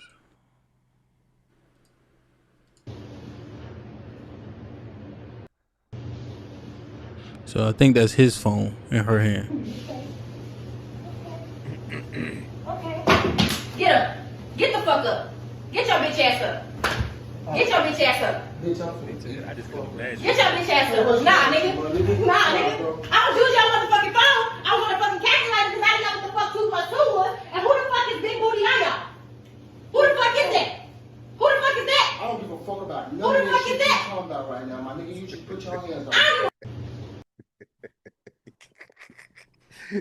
You think I care about who y'all? I don't even know what day it is. I just see in red. Who's Big Booty Yaya? A live woman. You will not be Big Booty. So what is? I don't know, man. This shit crazy. Like it's fantasy land, bro. Okay, but they right where they want to be, Hamp. They are there because they like getting beat on women. Nah, most niggas are there out of necessity. No way. Most niggas are there out of necessity. Right, you did it. Miss Fantastic, you be doing it. You be doing it. You don't even realize you be killing your points, bro, in real time. You be killing your own points, bro. You be killing your own points, my nigga. Every time. Hey, but then Chica, when we talk about the women who will stay, he don't understand the same. This here. Well, it's not the same level of danger. That's what I'm saying. Y'all act like this. Y'all act like this is apples to apples. If a woman puts her hands on the man, nobody sees it as the same level of danger as a man putting his hands on a woman. That's not what we're talking about, bro. We talking about why people stay. And you literally sat your mouth in necessity, but we explain the same thing about the women. When you have the context, this is why they stay as well. You couldn't understand it. Them niggas, listen. A nigga needing a place to stay. I did it verbatim. I knew it was gonna happen. I did exactly what it is he would do had it been a woman. It's fantastic. I knew it. Come on, Miss Fantastic. What? There's no way. What? Like, you gotta start using old cliches. Like, no way, Jose. Like, in a wild crocodile, you gotta say something. Like, come on. I'm telling you, it's not the same, man. Y'all are trying. Think about what you just said, Mr. Fantastic. Come on. Yeah, I know what I said. So are men and women equal now? What we doing? That's irrelevant. Are men and women equal? That's irrelevant to the conversation. It's not irrelevant. It's not irrelevant. Oh, all right. Now we got to go back to Cheeky's points of what I guess we got to quote fucking Kevin Samuels. Do women have the same fucking muscle mass? Do women have the same hand grip strength? No. Okay, can women inflict the same amount of fucking damage on a man that a man can inflict on a woman? What does it have anything to do with any of the things you stated for somebody like an abuse or not? Because a woman is in far more danger. Okay, and the men don't like it. The men need it. The men don't got no choice. Them niggas homeless. A nigga homeless. A homeless nigga. Hold on. So many reasons. A homeless nigga. When you're a man, when you get abused, you just not a homeless nigga don't got the options that a homeless hoe got. How about that? Yo, a homeless woman can have a new place the next day. A homeless nigga, on the other hand, to experience this together. And the insanity doesn't just stop with me because y'all like to do that. Y'all like to make it seem like I'm crazy. But I set it all up, right? From point to point. I didn't make any points that he didn't make, and nothing from this video changed versus what we just saw. And yet there's a different thought process because that's just how he feels, or that's just what he thinks. I don't look, man. It's not how it's the reality. Again, so I'm gonna ask the question again. Y'all didn't answer. I'm gonna ask it again. So are men and women equal? Yeah, they're equal in they both want to get beat. There's the equality. I figured it out. That's the equality right there. Both of them, that nigga that beat up on women and the man that just got beat up on or smacked on, they both like it. That's the correlation. Fantastic. Now that we're here, we can all agree, shake hands and go, people that's abused, man or woman, just like being abused. That's what they do. All that extra shit you just said don't matter. All that, he could have been homeless. He didn't have nowhere to go. Man, shut up. He like that. What are you talking about? He got a hard on when that happened. He was just happy to be there. I should punch you right now. Do it again. That's what you're saying. Yeah, it's the same ideology. You see what's wrong with your thought process when it's put on you for a man? Yeah, I am you, twin. Come on, bro. I can't believe this. Classic. Come on, bro. What? Cause man, it be happening in real time. You won't even be like, you know what? Y'all made a mistake, man. My bad. You won't let it go. Nope. Won't let it go. Not the same. You gotta concede, bro. Unless y'all gonna say that men and women are the same. Nope. Nope. You know what? The niggas that will say that are less likely to beat up on them. A bitch beating a nigga is not the same as a nigga beating a bitch. And it's crazy. That's why so many bitches do it. Anytime that a man puts his hands on a woman, everybody's like, oh my God, why would you do that? You're horrible. You're terrible. You're this. Anytime a woman puts her hand on a man, what did he do to make her do that? What did he do to her for her to hit him? So being the fact I'm living in reality of society and even legally how things work, okay, it is not the fucking same. You're wrong legally too. Don't do it. See, that's more objective. What? We don't want to do the legal thing. We don't. What we don't want to do? We don't want to compare women's domestic violence cases and charges versus men's, even though we know and there's studies that show that they both go to jail, right? Well, no. I'm not talking about the outcome. I'm talking about the reporting, as HAMP told you and alluded to earlier, and the stats. Why men don't report is because they love it. No, it's not because they love it. Why would I report on something that I like? No, it's because society tells men that a woman hitting you is not a big deal. A woman hitting you is not dangerous. Why would you? These are the facts. You get hit one time, if you get one time and you don't leave, you like that shit. No, if you get hit one time and you don't leave, you're a fucking fool, and you're probably desperate. Wait, no, but you said you like it too. Yeah, you're foolish, and you like it. Okay, so men are foolish and they like that shit. Nah, them niggas is homeless, and they fucking and they don't got no options. Not the same. You can't even keep a straight face. I wish you had the clip. I wish you had the clip. Ham, boom, boom, boom, boom. This would have been perfect for it. God damn. Not the same. A nigga getting beat on is not the same as a woman, bro. If y'all gonna say that though, hey, I guess. I mean, the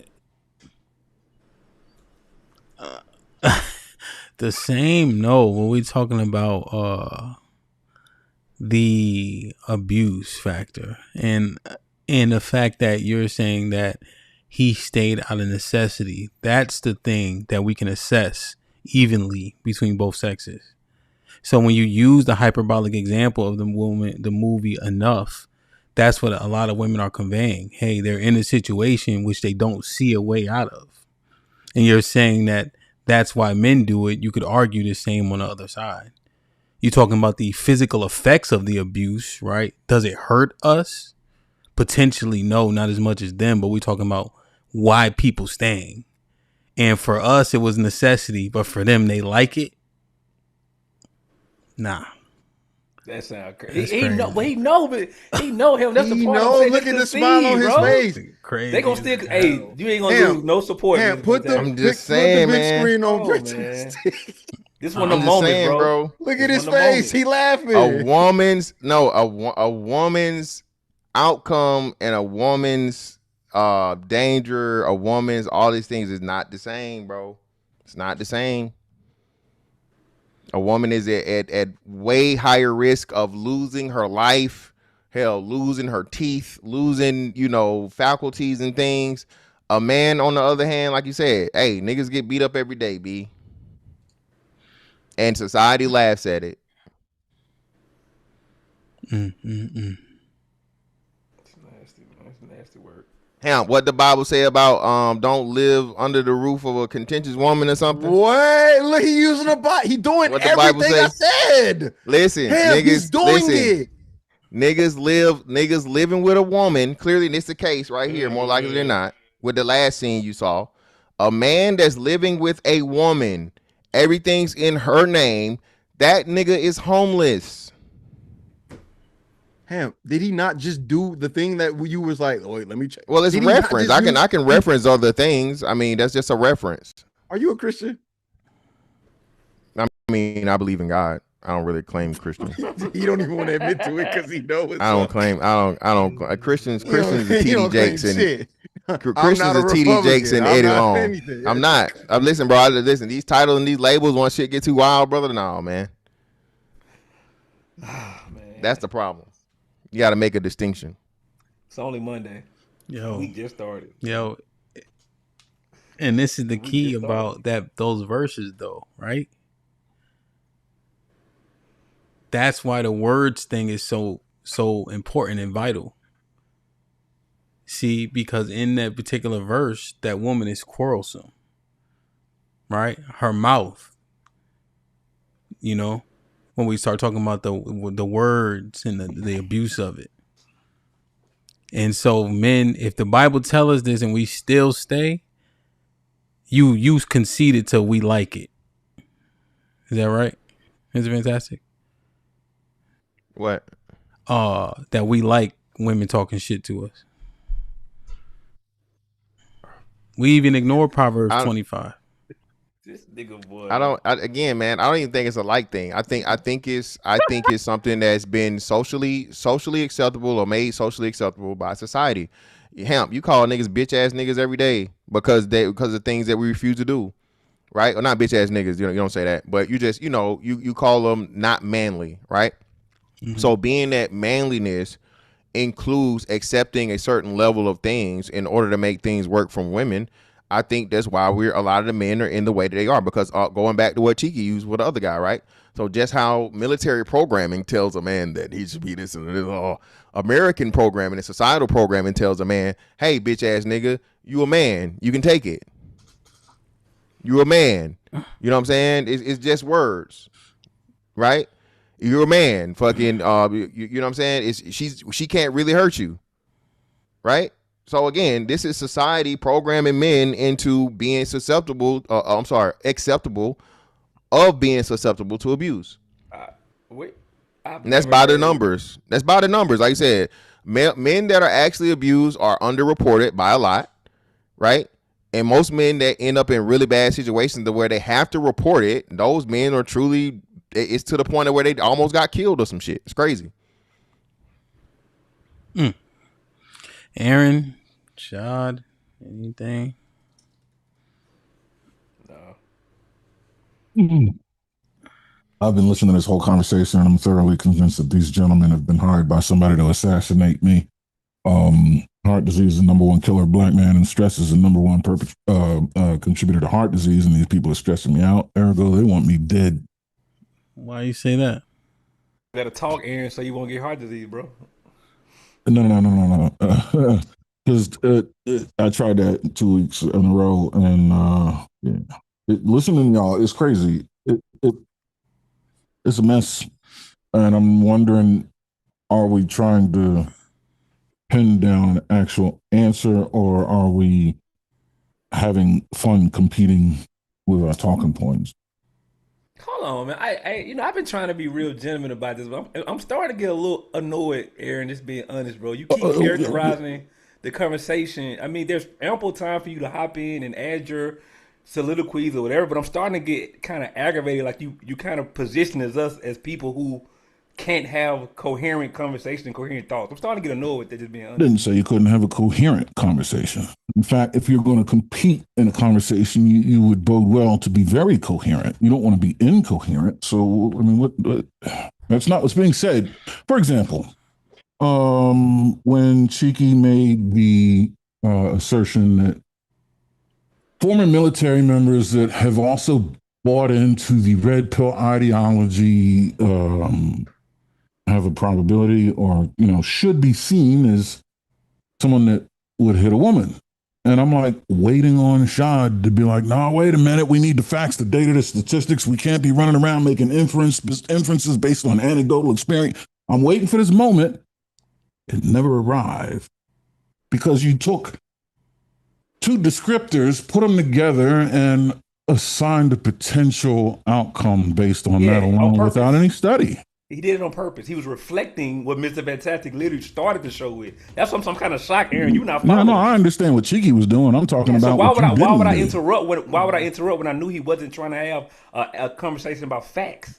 Well, because it's about I can answer that question. So, as you said, it's about edifying the greater audience, right? And I'm not expecting you to interrupt him in the middle of that, but at some point, a correction can be made, or you know what I'm saying? Because the same dangerous and irresponsible effect is going to occur when you make an assertion like that, put it out there, and the audience hears it.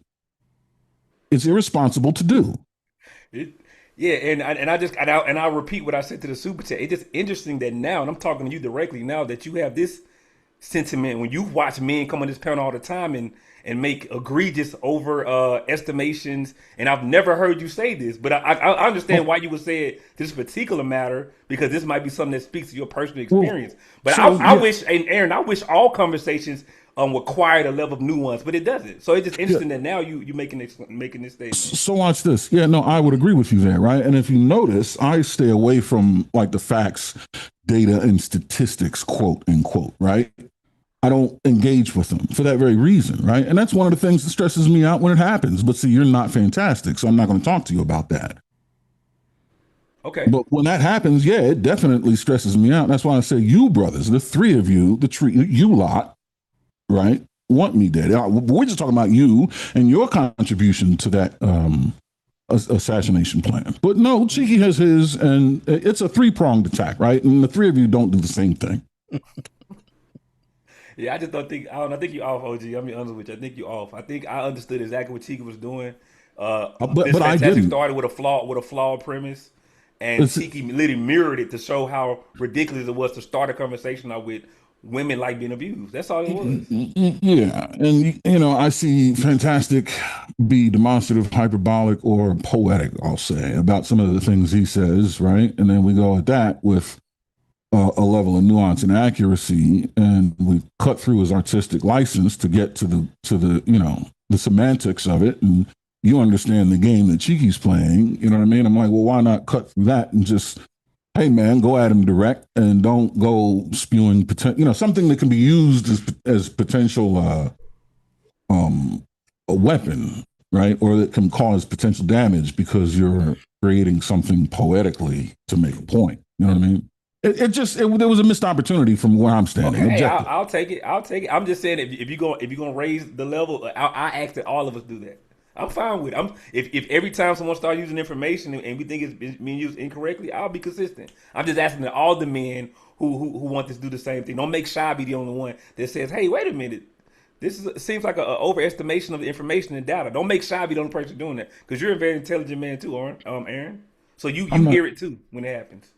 Yeah, I hear it, but I'm not the guy that's going to address it. Oh, see, that's the thing. I know. Make Shy the one that gotta get. That's what I don't like, because I know y'all feel the same way. No, you know why? You know why I'm not going to address the numerical data? Because I don't have the correction to insert when you do. I can't say the number's wrong if I don't have the correct number. So I leave it there.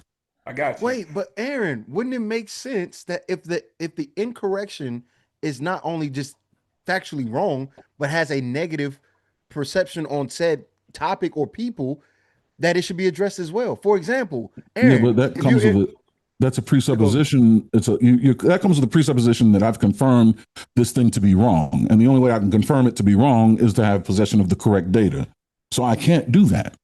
Okay, so but you're making it seem as if the things or the way in which something's being done is not the most effective way to do it. But if you're not offering any way at all, then the thing that is getting said that has a negative consequence is not being stifled. Nothing's happening. Yeah, so for example, it's almost like America. You like history. That's like America getting attacked during Pearl Harbor and saying we're not going to do anything because we're better than that. You're right. So that's why I do step in and I address the mechanism. Look, the data and the numbers and the studies that look at the outcome of things is not where I operate. When I've perceived that the mechanism in place is inefficient, that's where I step. That's exactly where I start making corrections. When things don't make sense.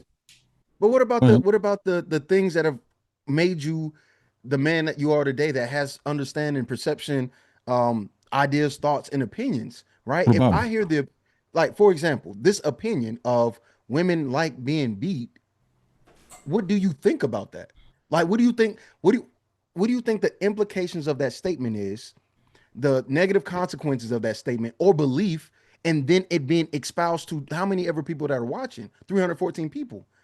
Well, the first question I would ask is, well, how many women? What women are we talking about? Number one. Number two, I do believe there is something that exists that would, I don't want to say justify that. That's not the correct word, or the correct statement. There's something that exists in women that doesn't oppose that. It just doesn't go that far. If you notice, women are, drama has a magnetic effect on women. Just like competition has a magnetic effect on men. They don't physically, biologically, they're not the ones responsible for the war fighting, right? So we always say that they're the verbal assassins, we're the literal assassins. We're the physical assassins. Okay. We test our prowess through competition, physical competition. And we like to watch physical competition, combat, video games and such. Women like verbal competition. They like situational dissent. Real Housewives of Atlanta, basketball, right? All these things. Okay. Right? So there's something about dissent that is attractive to them. And if that dissent leads to them being physically abused, my advice is 100% to get out of there. But at the end of this conversation, we've determined that that's easier said than done, which I would agree. You see what I'm saying? Yeah. So, I and he didn't specify how many women are what women. So if there's one woman that likes getting her ass kicked, then he would be correct. So we did that. Wait, right, and that was the point behind HAMP's. We did in the beginning. That was the reason why HAMP asked, "Hey, there's homeless people or crackheads that have girlfriends too." Yes. Within that standpoint, Fantastic was able to identify and also distinguish that those women don't count because they're crackheads too. The simple question would then be, why would you make a blanket statement like women like a certain thing, but when HAMP shows you an example, well, crackheads get women. Do that mean women like crackheads? No, because those are crackhead women. If you're able to analyze a statement or even a scenario or any type of analogy and come to the conclusion that I can't extrapolate crackheads to all women, then you should be able to do the same with women that are abused, because women that are abused are not normal women. At least. I have an intellectual preset to avoid absolutes. Like that's just when I hear people talk, absolutes is the last thing. It's already understood. So when he says women, it's an undefined number. I don't look at it as all women. In fact, that's another thing that stresses me out when people do that. And it's like, all right, how can you even substantiate that? And even if you could, it only takes one event to oppose your narrative to completely, collapse that house of cards. So when people do that, you know what I mean? It's an undisclosed number of women that he's referring to. So how am I going to refute that when he hasn't even given me a number to refute? And if he did, I don't have the correct number to be able to, determine that his number is incorrect. But the fundamental philosophy, what? Yeah, we're not necessarily asking for a number, but the mentality. Do we think like he's not making a statement about the number of women. He's making a statement about the idea of women and the perception of the world. I've interacted with enough women that I believe is enough to say this is not accurate. I know you've interacted with enough women to go, even though he's saying women, I don't even think that accounts for majority or should even be considered the normal thing to do. This is abnormal. This is abnormal for any person to walk away saying women. That statement, women like being abused, is so abnormal. It should spark a sense in you to go say. Wait. No. He, well, just to clarify, he didn't say women like being abused. He said women like abusers. Yeah. Right. That's great. Those are two different things, though. So cheeky. It is two different things, but it's still just as crazy. Cheeky. Look, domestic abuse, domestic violence is a heinous crime of the highest order and should be punished by death. Okay. Now, having said that, how do you explain 50 Shades of Grey and the fact that women like to be dominated in the bed all the time, to the degree where sometimes pleasure is accompanied by controlled and diminished amounts of pain. Explain that. And the personality type to, satisfy these sexual propensities, right, are going to have a disposition about them that may be shared or congruent with those who are likely to be abusive. They're certainly not going to be demure, afraid of their own shadow, or manhole covering the ground type individuals.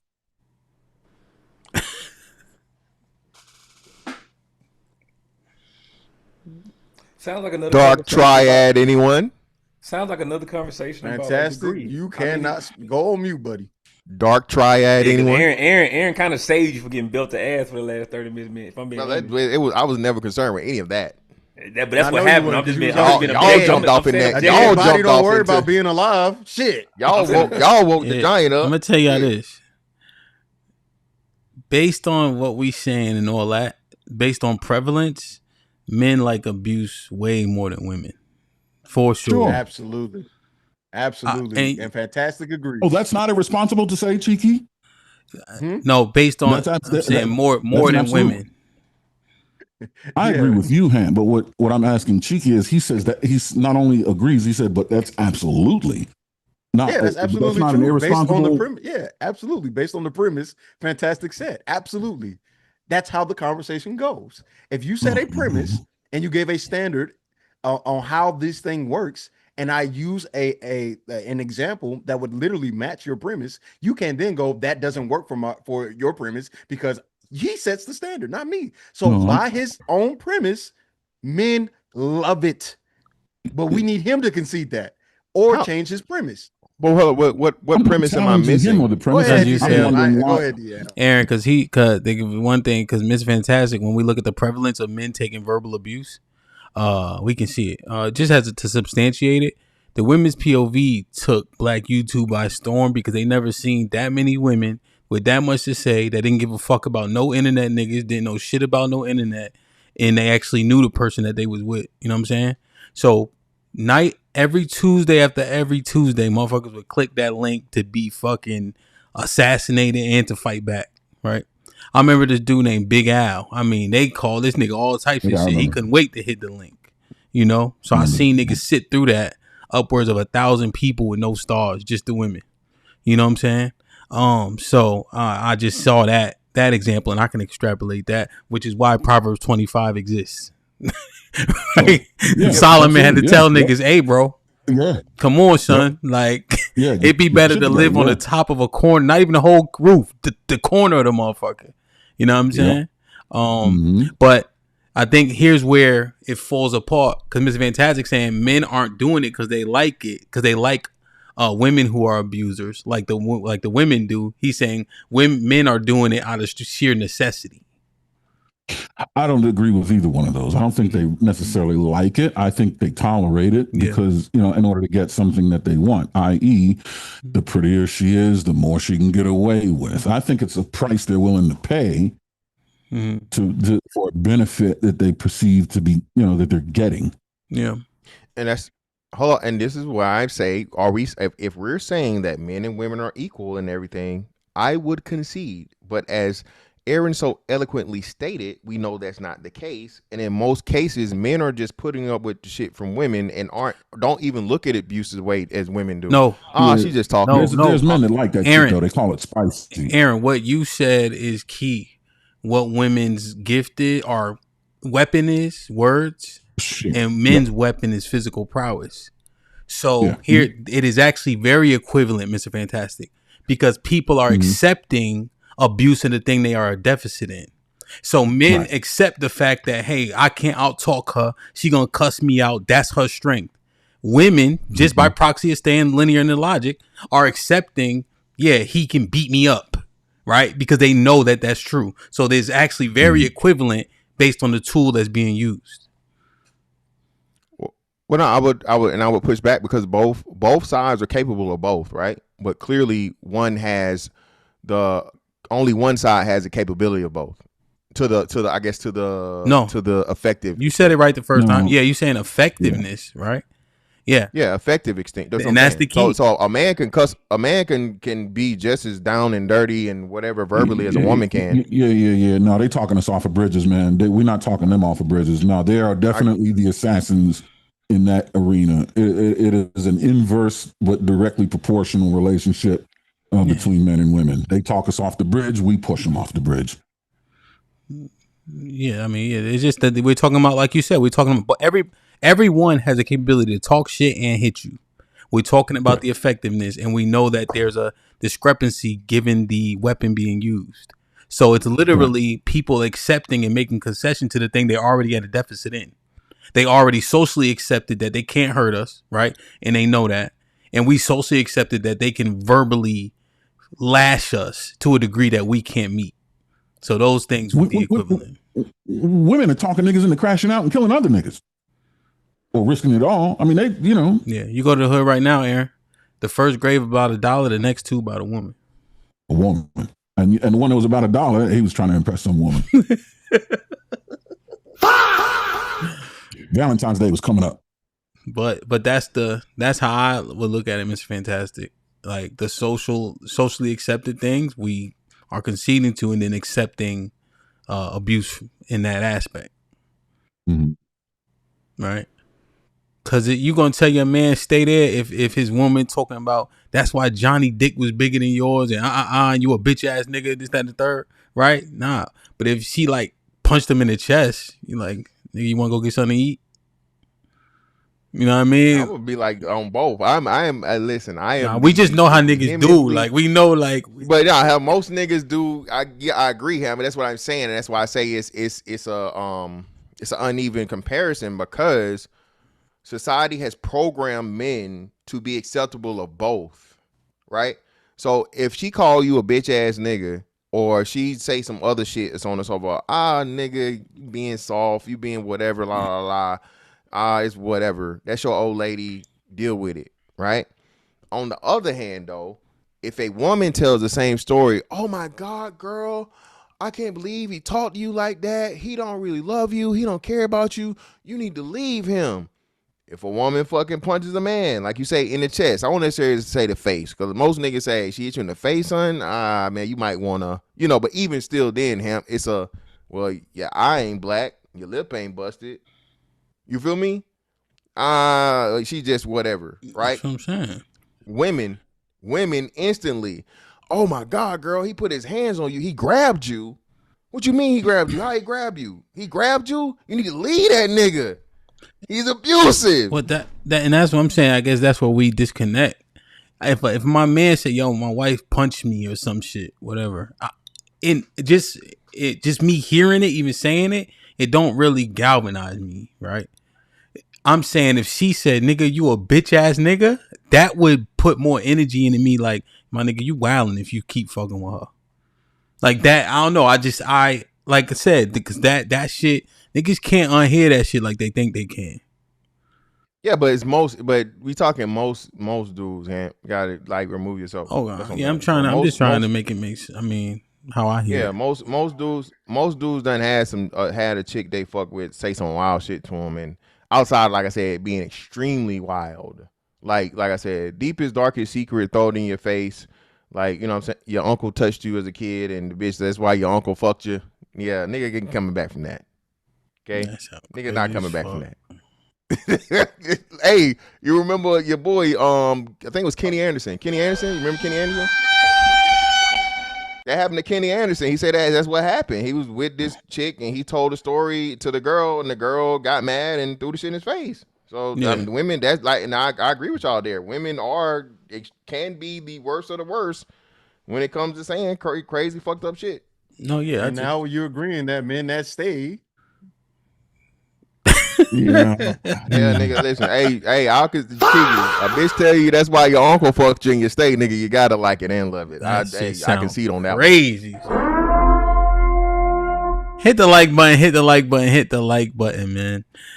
Musically Inclined with the 7,000 with the $5 says, why women stay isn't being talked about, just trying to increase the number of men who abuse. But the woman liking the traits is being left alone. Why? Did it? It wasn't discussed?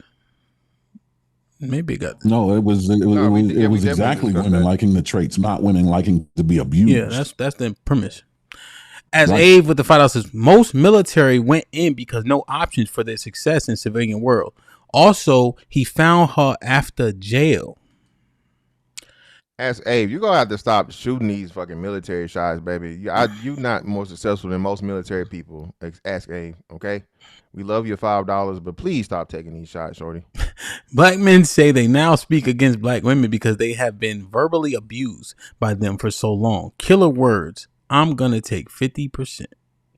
See, right there. That's one right there. That's a 50 caliber of grammatical weapon being fired. You see it? Aaron with the $2 says, did anyone look up who watches abuse porn more? No, we didn't. Women. That's interesting. Women. We know the answer is women. Why women watch. Y'all keep introducing Now, Shad, see, I'm not going to oppose that because I don't know the answer. But the truth. I'm not playing these games with y'all. It's true. I'm not playing these games with y'all. Do you have it, Shad? That was a super chat. Shad, we can't answer the super chat. Here's the point I'm making, bro. If y'all really want to play the game, because we know y'all pick and choose data to have the conversations. Shad, that was a super chat though, fam. We didn't bring that up. It was just some bullshit in super chat. Hey, watch this. Shad. Here's y'all pick and choose data. Instead of fighting that, instead of combating that fact, just make another one. Who watches the most trans porn? Who knows? I don't know. Yeah, who? So are we saying? What does that? What does that fact have to do with any other conversation? Well, we're not talking about gay shit. We talking about abuse. So I mean, what does watching any sexual thing have to do with somebody's actually being an abuse victim? How does that? It goes back to what Aaron talked about earlier. It's an attraction to. It's an attraction to something that would be considered taboo, but it's violence against women. Justification for it. We're not saying justification, Cheeky. No. So we're what not saying is it justification. For? We're saying it's an attraction, so it's a correlation. So it's to the women. What? The attraction to violence against women. And what is that? What are you doing when you're saying that? What does that do? What is that? What is the reason for bringing that up? What's the purpose? That proving that women, again, are, even though publicly they say one thing, subconsciously and justify. That's what I mean by playing. It's not justification, though. I'm not saying justification. Watch this. Look up justification. It speaks to a level of acceptance. It speaks to a level of acceptance that shouldn't be there. Not to say that they would accept being, enacted by abuse, but it's something that should be repugnant to even watch. Right? It's just that deplorable. If someone is entertained by watching it, it just tells me there's a level of acceptance they have for it that I don't have. Or you think that agrees with killing? Like we watch a lot of movies that are pretty gory. Yeah. Yes. Okay, 100%. So that means that everybody wants to be a killer? No, everybody. See, here you go with the absolutes. See, no. This is why. Go back to the super chat. What did the super chat say? That's not a question. Go back to the super chat. Anyone look up who watches abuse porn more? Right. It was a question. What is that? An inference? No, it was a question.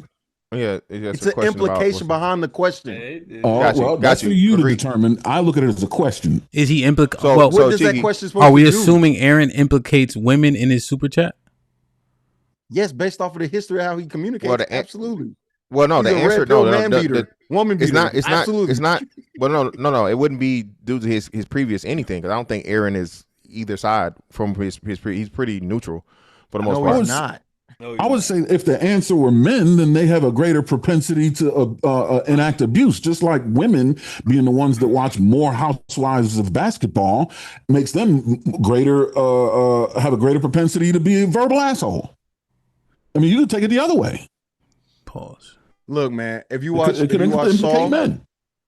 Saul, you like kidnapping people. You have a proclivity to want to kidnap and no, not to want to. I said you have a greater tolerance for a thing than someone who is completely repulsed by it. You're desensitized to it to a degree. Especially if you're entertained by it. If you can sit there and tolerate it, that speaks to one thing. But if you're entertained by it, you perceive that thing differently than someone who will have a breakdown if they saw it. They got to get away. I can't watch this. It's going to break me. You know what I mean? If we want to act like there's no implication behind the question and that we know the answer to, he knows. And Ham, maybe you can ask him, right? Ask him to reply in the chat. One, did he already know that information? And two, was it any implication? He said, I don't know the numbers. That's what he said. So you saying he just thought to himself, I wonder who watches abusive porn more randomly. He said, well, you know what? And I did that just popped in his head while we're having a conversation about women getting beat. No, because I mentioned 50 Shades of Grey earlier, right? Yeah, he did. So maybe that triggered that. Aaron with the $2 says, my homegirl boyfriend murked her. I don't take that side. Oh, there you go. See? Inferences. AL with the $5 says, I've seen a Patriots D lineman get slapped by his girl, then cursed him out and slapped him again when he looked away. No one blinked. Aaron with the $2 says, did anyone look up who watched? Okay, I read this one. All right. This Mr. Fantastic saying niggas is in desperation mode, so they just that shit is some. Yeah, one of the times I went viral was two niggas that's whooped in their house, bro, getting whooped in their homegirl house. I mean, not homegirl, their old lady house, bro, because they homosexuals, bro. Niggas a lot of times have to subject themselves to that situation. And to your point, to I guess the Patriots thing would be, an example of the opposite. But then I think that leans toward to where society has made it okay for men to be abused. I hate when we do that. I hate when we do that. Well, just real quick, Shaw. I'll throw it to you. Well, Shaw, but hold on. I'll let y'all have it after this. So this is what I'm saying. So what you have to do is show me the opposite as to where we've all seen it. It's even to the point we was just talking about movies and shit, right? A man get motherfucking kicked in the balls, everybody laughs, right? And who's doing that to him? Anybody. It could be a woman, it could be a chick, it could be a man, it could be whatever. Anybody, Cheeky, come on. So that's what I'm saying. Even a man's. What movie is that? Plenty of what, nigga, stop playing with me. So that's what I'm saying. A man's abuse, right, or a man's pain or whatever has been made comical, has been made marketable, and it's okay. A man is made for quote unquote, I won't necessarily say suffering, but let's just say pain, right? As a man, you're supposed to have a certain level of pain tolerance, regardless, right? Nigga, get up, put some spit on it and go on about your way, right? Don't cry, all this other shit. Can a man cry from pain? No. Yeah, see? Hamp said, nigga, you get shot, you better not cry. So again, we have one of the men crying though. Well, it's pain. So most abuse, when we're talking physical abuse usually correlated with pain, correct? No, it's about abuse. No, hold on. No, this whole conversation not been about pain tolerance for abuse. It's been about a person that stays in an abusive environment or relationship does what? They what? I got you. They help me finish the sentence. They like it. They don't mind it. That nigga who got slapped and he on the Patriots, if he's still with that girl, he like it. This is that simple. Well, hold on. Now this is the other part of it, Chicken. This is what I'm saying. So for the woman, there is sympathy, there's concern, there's all of these things because the big, strong man has hurt her physically, and he can hurt her physically. On the other hand, a Patriots D lineman, of course, no one is gonna fucking. This dude is the precipice of physical fucking dominance in existence. So unless his woman is a fucking the equivalents, which we know don't fucking exist, there's no way that he could be hurt by this woman, no matter what she did to him outside of using a weapon. So if society says it's okay to hit women because at one point it did and she didn't leave, then that means that she liked it too. What? If a woman gets smacked around because it's socially acceptable, because it's not socially acceptable though. When there was a time, you can't act like it wasn't. It was a law, and they had to. Okay, yeah, during that time, correct. My bad. So if she gets smacked around and she doesn't leave him, does she like it? No, during that time when those were the rules, of course not. She had no recourse. She had no choice. So during the times before, I want to say the 50s or 60s, when they changed the domestic violence laws where it wasn't as cool. It's only because it's socially acceptable that you're saying she likes it. No, or socially unacceptable. I'm confused. You're saying it's only because it's socially unacceptable that if a woman stays, hold on. It's socially unacceptable, and she has other recourses. She has other recourse. She is not completely totally dependent upon. it's fantastic. Well, I'm just looking at it from real quick. Go ahead. The lineman damn near destroys the premise of desperation. No, I said that. I admitted that. Okay. I admitted that. My bad. That's what I said. But that would be an exception to a rule. A fucking NFL lineman is less than 1% of niggas. Yeah. But I admitted that. I said that before I said it. That was me. Then I missed it.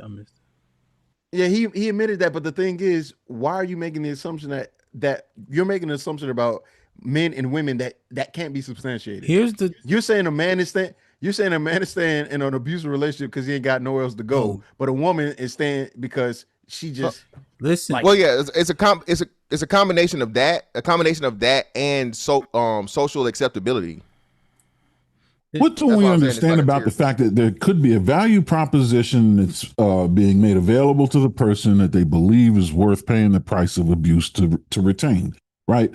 Someone said earlier that a woman with children, right, might go and tolerate a level of abuse, right, because she believes somehow she is doing, the children some sort of justice or whatever. You know what I mean? Like maybe he's providing 100%, whatever, and she's got to bite that bullet so that the kids can maintain this quality of life. I don't know, but there you go. There's a value proposition there. Maybe this guy doesn't think she's a 10 in his world, and he doesn't believe 1 minute he can go and get another 9, 8, or 7. Right. So the value proposition is the best woman I'm going to get in this life and the next and the last. I'm not going to let her go for nothing. And she lets him, and that's why he ends up going off the bridge. Cool. Hey, before we move on to this next segment, you motherfuckers hit the like button. It's free. Yeah, it's abusive if you don't. Yeah, what are we doing, man? We at less than fucking 50% of liking to watching. So please, sir and ma'am, okay, hit that like button like them niggas be hitting on these bitches. Yeah, man, like they hitting on my blood pressure. As the people supplying the entertainment, we like it. So we'll end it if you don't. The like should match the viewership and my blood pressure. 300 over 200. There we go. Man. All right. So this goes right into what we've been talking about, though. Because this shit is diabolical. Like, let's play it.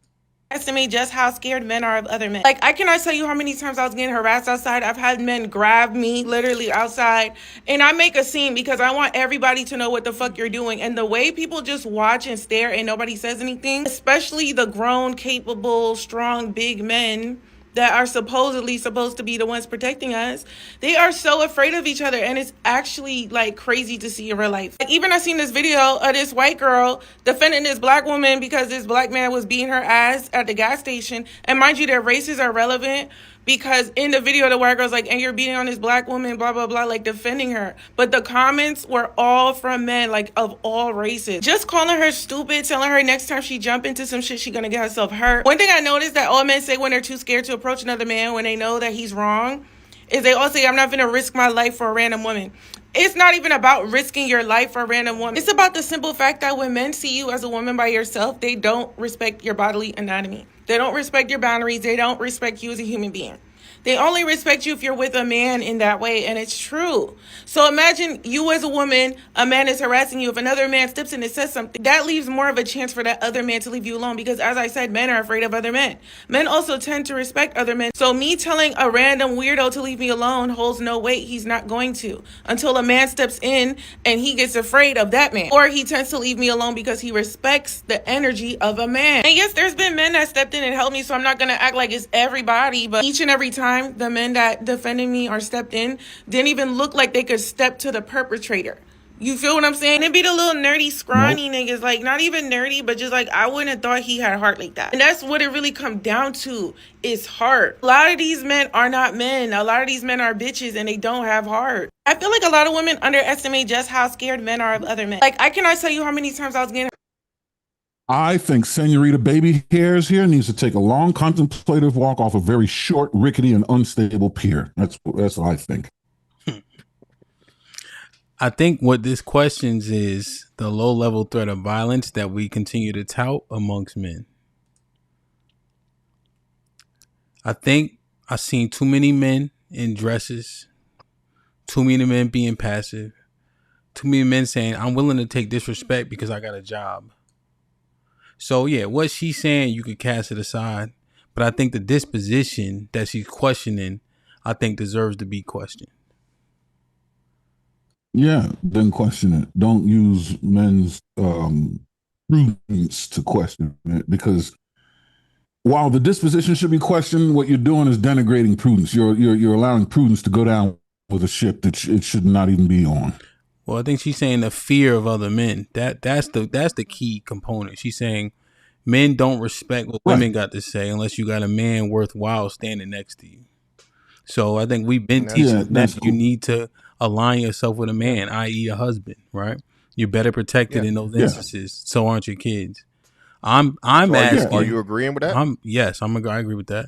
I'm asking. No, I'm saying with her then versus versus your what part of what she said are you asking me? Do I agree with?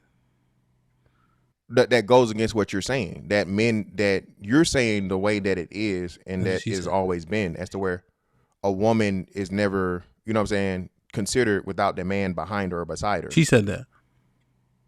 But she's saying it shouldn't be that way. No, she's saying that. Oh, she's saying that she should be protected regardless. Yeah, the random, right? Yeah. Yes, I think random men should be willing to step in for her if she was to get into an altercation with a man, be it for something she said or something she did, or just whatever. That's why I'm saying I don't want her to conflate prudence with fear. Yeah, no, I got you. I think that people are discerning, right? They have their own fish to fry and things that they need to risk it for. Do you risk it for random people? I mean, that's what she's saying, right? What I took from the video is, what is the prevalence of men that could protect her if they needed to? How afraid are men of other men? What is the percentage of men that are willing to step up now between now and then? Just to protect their own family. We heard men time and time again say, hey, disrespect. I'm willing to take disrespect because I got a job. I think the low level threat of violence trope between men is bullshit. I think it exists. I think it's self-correcting though, right? Because it's also said that predators avoid homes where there's a man in there. So if you ask the question, what man is likely to get it cracking? All right, that's a great question to ask. But the other side of that is, just by him being there, the probability he's going to need to get it cracking gets lower because the assailant is now afraid of his presence. You know what I'm saying? It's a self-correcting. You get what I'm saying? No. To a degree, it's self-correcting. I'm not saying it's an absolute correction. I'm just saying that if there's a fear on one side, but there's also a fear on the other, and this fear come from the same place: fear of a man. Yeah, no, I understand. I understand what you're saying. Just the presence of a man. I guess, when I heard this video, right, I think she's trying to mine through a few things unsuccessfully. Yes. Okay. But I think what it more questions is just the prowess of men in this way and the prevalence of it, right? There's so much rhetoric regarding don't do this, don't do that, put yourself in harm's way, up to and including don't carry water to the car because of things like accusations and Me Too and all that, right? So I'm just looking at crazy. Like theoretical eunuch that we become to where, hey, you can't do the things that men used to do for a plethora of reasons. So I think the level of cowardice has been increased dramatically. Inflated tenfold. Yeah, I got you. Well, is it? You don't think that those things were only for a certain amount of people anyway? Like I feel like most people, like you saying, aren't confrontational, and I do think that the low threat of violence thing is very much so. What do you call it? Overblown, because it is. Most people are not violent. Most people aren't in violent situations. Most people that run across something that's happening or is confrontational just aren't that way unless they've already been grown up in that condition or whatever the case. Like, so I don't even think back then it was just like everybody was walking around in superhero suits. No, it's just a certain amount of people did step in, and then most often or most likely than not, most things didn't even happen. Yeah, but I don't even think it was a big deal. Yeah, Cheeky, to your point, that's what I'm saying. So if this, and if I agree with the point where most people aren't violent, be it men or women or whatnot, and so on and so forth, right? You know, even back then, especially when it was acceptable for men to hit women, why men wasn't stepping in for the most part, unless it was a family member or someone that was closely connected to that woman. Hell, even men that were married to women were able to do things to them publicly that should not have been done and that was, you know, violent. So by that logic, though, we're understanding that, right? And I accept it. Most motherfuckers ain't go kill shit. Most motherfuckers don't want to fight. How is it now that she's expecting random men to just step in on her behalf for someone that's being violent? Hold on, just hear me out. This is a person violent though. To your point though. But that's what I'm saying. So this is a case where a man is actually being violent or aggressive, right? No, So but fantastic. Remember, you got it right. Even in her example, she didn't say nobody was violent. She said people was talking to her and she felt uncomfortable. Oh, but that's even worse. Yeah, that's what I'm saying. So him, like, so I took this all wrong because I'm thinking this is abuse. Like, she said she got grabbed.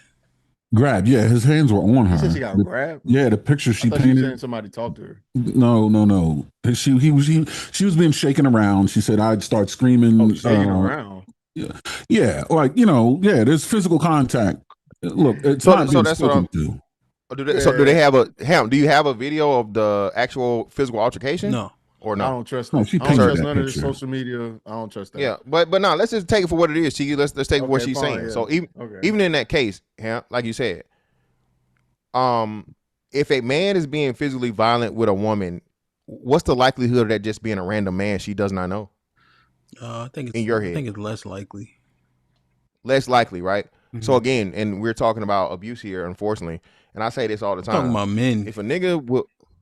Huh? I think like even when we start talking about shit like women closing the gap between wages amongst black men and black women, right? I think one of the key components to that is willing to ask for things like raises and all this other shit. I think how you do anything is how you do everything. I think we saw a stat where 80% of young men didn't even approach women face to face because it's easier online. I'm telling you, there's something to that shit. Wait, how can something be to that if she? Yeah, go ahead, Shab. Scary. I got a little bit of a different angle, same kind of similar to him. Goes back to what I said about Miss Fantastic early. I just think we so deep in the trenches of this men versus women conversation. It's like it's stifling our like real life like growth as people, right? Because I'm saying, let's talk about just what the expectation of men in general in community. We talk about how men are the builders of the world, all these different things. So there's an ask that men have had for so long that I guess now we're saying we don't want anymore. Yeah. But I'm just thinking in general, because we always talk about this woman being attacked by a man and how dangerous it is. I would argue it's more dangerous in general, using numbers, to go to drive your car in Atlanta than getting shot, kind of being like, hey, chill out, just kind of intervening. But I wonder, like, to what extent are we no longer saying that courage, valor, these things like this are important to me? I'm saying Miss Fantastic and Aaron Cheeky. Let me finish, please. I was quiet. If all of us are playing basketball and we see a kid being pulled into a white van, right? We see a man grab a kid. We don't know the kid, and we all are playing. We see that kid. Do we intervene? I just want a yes or no real quick. Yeah, it's a kid. Okay, yes, cool. Okay, cool. So we see an elderly person being attacked by 2 or 3 people. Do we intervene or do we yes. So the only time that we don't intervene is if it's a woman and having an issue with a man. Only yes, a woman. Absolute. A woman. Well, no, he's not saying he's just giving a scenario, right? So I'll say this. Let me clear. No, I don't mind clearing. I don't mind clearing up for Aaron. Less likely. Are we less likely to intervene if it's a woman and a man? Yeah. Yes. Clearly, because like I said, those other 2 people are acceptable to be innocent. I wasn't done. Oh, my bad. Here's what's interesting. Here's what's interesting. The threat of violence is in all those situations. If it's a man, a group of men trying to kidnap a kid, why aren't we considering they might got guns too? It's not just why is that a consideration? Because the child is considered innocent, not Aaron, Shad. So the child is a defenseless person that adults are trying to clearly steal them or traffic them or whatever, so on and so forth. So your valor, your this, your that automatically instinctively kicks in because it's a child. Okay, the child is defenseless in most cases. But here's my point. But here's my point, though. I'm not suggesting that we should be Superman for random people. What I am talking about is the way these conversations are framed, because there's a threat of violence in all these situations, but the one situation that's being touted, I'm not saying that's what y'all saying. I'm saying what's always being discussed is if it's a woman and argue with a man, we shouldn't do anything about that. But I'm saying we have other situations that are dangerous that we're willing to engage in. Yeah, but there are danger amplifiers. There is an increased threat. There's other hidden threats that exist. For example, an elderly person with a walker or a 7-year-old kid with an ice cream cone, even if they decided to turn around and turn the tables on you and join the attacker in attacking you, that level of danger is not nearly as high as a 28-year-old woman turning around and saying, "Don't hit my man." Also, the potential for her to spin a narrative and use the law to endanger me is great. You know what I mean? Like, are you going to mortgage your house to free me? But if it's an elderly woman, there's not a jury in the world that's not going to send me home. Or if it's a 7-year-old kid, right? I'm not in any danger of the law, long as with cameras around here. But a woman can turn around and spin anything. I'm not saying she will. I'm saying the probability that exists, that doesn't exist with children and elderly, is enough to shift the danger needle a little bit higher. It just doesn't exist in the other circumstances. Period. Yeah, I think you made some assumptions because all I said was intervene. I didn't say about getting violent. Yeah. I didn't say anything. I said intervene. No, I'm not talking about intervene. I'm talking about the perceived threat. Yes, that's what he's saying. So that's what you got. You guys aren't accounting for the other side. So in these cases of violence with children and whatever, the child is assumed and the elderly person is assumed, and you're already going into the violent situation, understanding whatever. Now, I can't speak to the point of guns or weapons and so on and so forth. Of course, in those cases, but in most of the cases, Shad, in those cases, it's not like guns and shit involved. It's you know what I mean, because they're elderly and they're children. And they actually did. I don't know if you guys remember this. Remember they was doing it. Dateline. Dateline did a thing with this to where that happened to where somebody was walking around with a kid and the kid was saying, "You're not my dad" or whatever, and people intervened, right? More than not when it came to other things. Shot with the thing that doesn't get talked about, right? As Aaron said correctly, you're seen as a hero. You're seen as doing your job, and there's nothing but appreciation on one side. I keep telling y'all, as much as y'all want to say, "Oh man, y'all worried about what the women say," you have to worry about what the women say because women are saying men aren't this, men aren't that. This woman right here, we're having this conversation because this woman is claiming men aren't coming to fucking women's rescue when shot. Put in right now in Google, man killed intervening in domestic violence case and see how many stories come up. Shot. Men are doing this and dying. Now I say I'm not most, not all. But that is the real risk, and like as Aaron said, I covered Aaron, this. This is where I intervene about stats. Or do you want me to wait till you get done? This is where I intervene because Yeah, I just said 5 seconds ago. It's more dangerous to get in a car and drive than what you just said. But niggas ain't stopped driving. And again, I'm not. That's a horrible correlation, though, Shad. Clear, right? Because I didn't really quite get to finish my premise because I know what's gonna happen. What's happening now is y'all have already turned it to Shad saying in the middle of a man and a woman arguing, jump in the middle and be like, "No, don't hit a woman." We're just talking about about men in the world seeing things happening. What is our response to it? Do we at least stay on the curve, call the cops just to make sure she good? We don't got to get out anywhere. Wait, fantastic. This is where my blood pressure just spiked again. Well, take your pills then, Aaron. So you can have the conversation. Take your medicine. Well, look, only one of us needs to die of a heart attack. You don't need to get your blood pressure up too. Chill. Oh, no, I'm good. I'm good. Yeah, well, it doesn't seem like it. But what I'm saying is, what question do you want me to answer? You asked me a moment. Oh, Cheeky, don't you get started with the banter. What question do you want me to answer? You asked the question, is this where you should intervene and challenge stats? And then you moved on to something else. Like, slow down and let me have the conversation, man. What information you want from me? Well, I want to go back to the guy said the beginning of the premise, just talking about again what Ham was saying. So we're leaving alone. Like as men, what did I ask? What do we think our ask is in society? Ask of what? Of who? In general, society. Because y'all keep talking about society. Society asking what of whom? Of men. be reasonable, don't do bad things. I mean, within the context of this conversation, yes, within the context of this conversation, it's split because women are asking for the drawers on the outside of the pants, and men are asking save yourself. So it's split. Well, I do have a question, Shaw, if you don't mind. You don't mind. Yeah, I don't mind. Oh, okay. All right. She did say, the irony about it all, she did say men did step up. It's just want the men she expected them to look like. What do we say to that?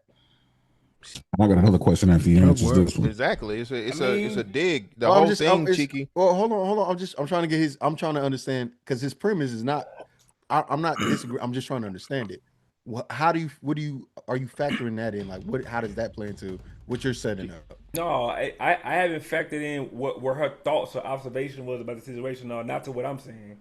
It's just a societal question, more like because it's more of a question for me, right? Because I'm saying there's so many conversations around these topics. That's what we always talk about the man and the woman in that situation. We were talking about like when courage is necessary. So I'm just trying to understand: is it limited to that situation, and everything else we're still willing to jump in the fire? Any other situation, but with a man and woman, we're not. So question. Just trying to get clarity. Question, Shaw, based on you trying to make sure that the baseline is the same for all three. If a woman is getting pulled into a van like a little kid, which is equivalent to a little elderly lady, maybe let's say stealing her purse, right? You just see like the perpetrator, that there's no relationship, right? And we've seen plenty of videos as well, women being kidnapped, right? Do men step in if she's in the same circumstance as the child? Or I would think so. What do you think, Ms. Fantastic? Does that change it? Yeah, I think if it's clearly as to where a woman is being abducted or there's a crime being committed, there's no what's the name, right? Yeah, of course. Like I said, if it's anything to where it may be a familiar situation, no, I'm not stepping in that shit, bro. But to your point, Shaw, we didn't mention this. I think it's just because it's common sense. I'm gonna call the cops. I'm gonna call the police. Well, that's why I was asking for clarification when we say step in. Just clarify because I can't assume. I'm not going to physically intervene, Shaw. Like I said, if it seems familiar in any way, shape, form, or fashion, right? And especially if I don't got my fucking shit on me, bro. Because again, I've seen it happen too many times. Shaw. I've seen too many stories about it. Niggas got hands for she. Yeah, like niggas got hands for she and they got fucking 5 for thee. I got you. I was never suggesting that. I already know most men aren't gonna do it anyways. That's why I wouldn't even suggest. Most niggas are gonna call the cops or do nothing. That's that's intervention. Well, Big Aaron. Right, I agree. But I'm just saying they're not jumping in the middle of the fight. So that's what I know. But here's what I think we can allege: a kid being accosted by more than one man, nigga don't got his hammer on him. He ain't going over there. No, I'm not. Yeah, no. But I'm following that vehicle. They will not outrun me, and I'll be on the phone with the authorities, which is what I would do with a woman in the situation anyway as well, because I don't know what's inside that van. If I got the fire on me, I'm still not going to directly intervene. It's just going to have flat tires running away from me, and I'm on the phone. Yeah, but hold on, but so now HAMP. This is where we get into like I guess like the HAMP man identification. Is he less of a man for not doing that if he's ill-equipped and now the child still gets away and he loses his life? Niggas is ill-equipped. Most niggas is overwhelmingly 95% of niggas is ill-equipped, I think. Yeah, but okay, so and we accept that premise. That's what I'm saying. So again, one of the stupidest things ever said. One of the stupidest things ever said to men is a coward dies 1,000 deaths. Right? No, the nigga died once, just like everybody else, like the brave motherfucker. Right? This is the thing. Question right? a different way. So what benefits the man if he runs over there in the scenario you set up? They got hammers. Now what? I'm saying he don't even need to see a hammer. I'm saying that 2 verse 1, most niggas ain't doing nothing about it. No, I don't agree with that. Like I said, if there's no weapons involved and it's happened though, like I said, they literally did studies proving this to where there were children crying out and men, and there's plenty of stories as to where there have been men that have stopped, things and so on and so forth, right? Women too, to that effect. Shout out to the women that do the same thing. I think in general that adults, but especially men, see a duty to the innocence of children and protecting children. Niggas just said they take abuse out of necessity. Most niggas, we said most niggas is lesser than. Like, yo, we can't have most niggas be all this negative shit, and then all of a sudden he go put his ski mask on. That shit don't go together. How you do anything is how you do Well, not a everything. ski mask, not a ski mask though. A ski mask is different from intervening into a child being abducted. I use this. I'm saying, nigga, he take off his glasses and put on the thing, and now we don't know who he is, like the Incredibles. Like, like fucking vigilante. Yeah, most cases, and most men that have never had to do anything brave or do something heroic, it's been in cases like that. So it's a spur moment thing, and you have a split second decision to make. And niggas that have never been or done anything extraordinary in their life, regular everyday fucking people, not police, not whatever, no training, not a marksman, none of this shit, and they fucking step up we to just said niggas won't even stand up for themselves, bro. Right, that's what I'm saying. Like, think about it. Niggas won't even stand up for themselves against their girlfriend. I got you. And that's the wonderful thing about men, as to where when the fucking moment comes, random men step up and do what has to be done. That's how a lot of people become famous or become fucking memorable. Let's see what happens when you take it out of the vacuum chamber. Okay. Because I think there's an oversimplification. Okay. HAMP. Yes, sir. Would you what? Go ahead. Yeah, I don't think it's over. Oh, would you accept the idea that a man, understanding that most men are ill-equipped, right, to get gully, would you accept that a man should be able to assess risk and employ whatever strength he has at his disposal to the best of his ability to exact a favorable outcome, right? If he is not a fighter, he should not fight, but if he's a shooter, he should shoot. If he's not a shooter or a fighter, but he's, you know what I mean? Like his brother's a cop and around the corner, he should be on the phone with his brother to get the cop who's around it. Whatever is at that man's disposal to have the best possible outcome based on the risk that he assesses, the nature of that risk, is that an acceptable response? You see, fantastic. You got to take it out of the vacuum and put it right where. Because we are talking in the extreme, right, Miss Big Aaron, right? So yes, I'll accept whatever he has to offer. I guess in the extreme example that we're using, the danger is imminent. So yes, calling Jake is but so effective. Right, but if the probability of effectiveness is higher for calling Jake than him actually getting in the way, you know what I mean? Like if there's a circumstantial detail where him inserting himself worsens the situation or has a slower impact. I got you. Most people should call the police for sure. Yeah, that's all I'm saying. I'm just simply saying that this bleeds into men's modus operandi. This is insidious, right? We've told men to be passive in damn near every situation, from being called a nigger to dealing with your woman to danger to what you got to risk. Like, the castration is imminent. We literally said most men are lesser than and willing to take whatever women give them. And I'm just looking like, what the fuck do y'all see across the aisle? The women, if the niggas is lesser than, then what the fuck is they doing? But nah, niggas is heel toe to women. Whatever they ask us for, whatever they demand, whatever they say, we literally abide by. That shit don't sound like. Think about this, my heart. Think, Aaron, you've been here for every conversation as well. Yes. Like what? Like, this shit ain't embarrassing. It is. I think it's 70% that, 30% you're barbarian is showing. Right. I think you're correct. I also think you're heavy-handed with it more so than fits the actual circumstance, which is fine because it needs to be addressed anyway, right? So just go ahead and hit it with a hammer.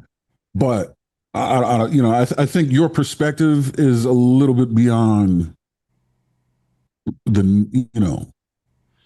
It just worries. You're fucking reasonable. You're an outlier, right? And good on you. And that's what the superhero's for. But you got to admit, you're a super. You know what I mean? The super nigga, right? But I keep telling this nigga, this is a nigga that didn't know, Aaron, that niggas had 8 bodies in a lifetime because he can't take himself out of the situation. This is a nigga that said CTE, here I come. Yeah, you know what I mean? For I'm not doing that. So I'm not doing. You are doing that. No, I'm you not. are doing that. Hamp, the standard. Hamp. You said this, right? So Hamp, let's go back. Let's go back. Hamp. You're not doing it. Hamp, he is doing it. He is doing it because no, because there's historical context to prove what he's talking about has always existed. The men have not degraded in manhood or bravery or any of these things. Hamp, you bring it up all the time. In World War II, what? How many men shot their guns? 20%. They say 20%. They said 20%. Yeah. You see what I'm saying? So again, there's this thing to where, and this goes back to my, and I hate to do this to you, Cheeky, but it's here. You know what I'm saying?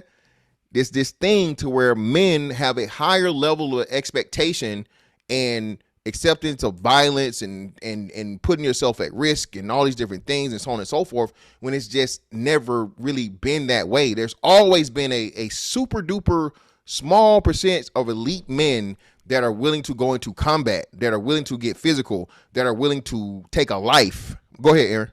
Proof of that is in the evolution of combat itself.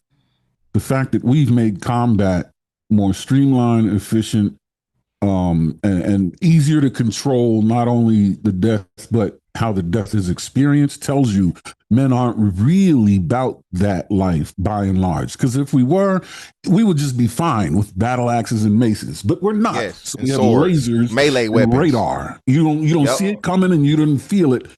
And the numbers, the casualties are going down anyway. You know what I mean? You lose 1,000, not 1,000,000. Okay. I think y'all are accepting a premise that just might not be true, right? Like, I don't agree with Shad or Hemp on this situation. I think most men, if they see something out of hand, will step into the situation, even in the situations that I've seen and have been involved in myself. And has it backfired? Yes, but they never stopped the situation. I don't know what this young lady's talking about. And because I'm not a witness to the situation and because I haven't seen it, I've learned not to take women who don't have any evidence necessarily serious. But what I have seen in real life is if something is happening and it's majority men around, whatever, someone stepping in and then other men also go in because they don't know what's going on. I don't even accept this premise that men won't step in. Huh? I agree with you. Yeah, so okay, well, if that's the case, then I don't accept the premise that most men are cowards because of what one girl said.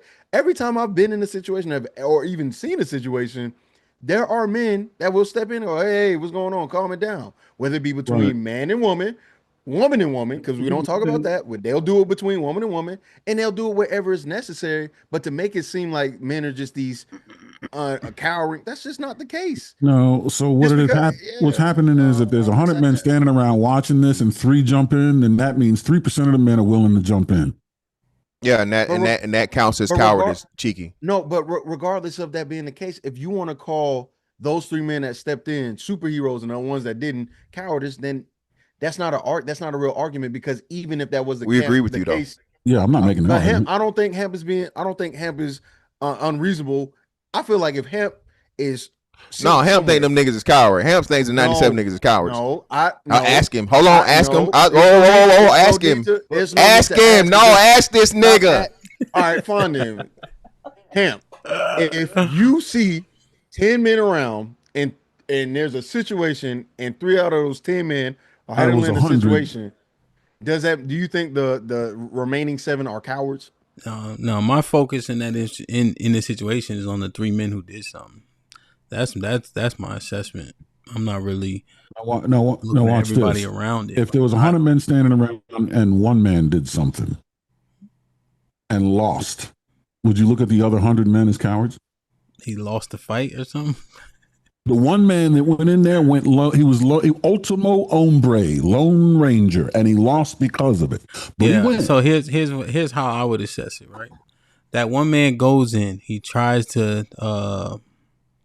eliminate the threat or at least stop it. Mm-hmm. Right, and he's overwhelmed. Right, and it's a threat that needs eliminating, and people stand around while it's happening. Those are cowards. Yep, jackpot. Yeah, if the 3 men go and eliminate the threat or subdue it, then it's not even necessary. Yeah, I don't have any assessment for that. But if I see him getting overwhelmed and Miss Fantastic standing and there, no one steps I'm in, like, yo, come on, son.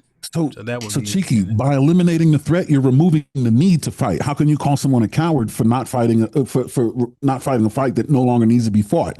I'm that's talking my about the point. threat remains and people refuse to engage. Hamp's going to tell you it is But a what I'm coward. saying is, even in normal society today, if it only requires 1 to 2 people, there's going to be 1 or 2 people to stop whatever's going on. And if there's more, you will see more come. I've seen it happen. There's plenty of cases of that happening versus nobody doing anything and just allowing something to happen. Cheek, I think we all on the same page on that, right? We're just trying to. So Miss Fantastic, real quick. Now, the head of the spear, I think that's few and far between, right? I think if somebody pops it off, you'll find people that'll jump in or help stop the threat, whatever the case is. Yeah, we're herd like animal. Or sheep. Sure. So that's what I'm saying. Barring, of course, extreme circumstances where there are clearly weapons involved and so on and so forth, whatever. Group tactics to stop a threat has always been, just naturally the thing to be done. Like you said, hey, one dude starting to Cheeky's point, right? And shout out to Shaw to point this out. The girl even said this, and that's why I say, this is just the rhetoric part of this shit. Now, Shaw be going in on me for me being in the trenches, but not these bitches being in the trenches. It's cool though. It's all right, brother. I got you. I don't know them. I know you, nigga. I'm talking. Yeah, I got you. Fair. Touche, brother. Touche. So this is what I'm saying. This is more rhetoric of men don't want, right? And specifically, this is a black woman, right? She said not race, but we know what she's talking about or she's alluding to. So this woman said, oh, it's a scrawny man that will step in and so on and so forth. Well, what do we know? Listen. If my ass step into a fucking situation, there's going to be a totally different approach, look, and options took versus a motherfucker that's 5'2", 100 pounds soaking wet.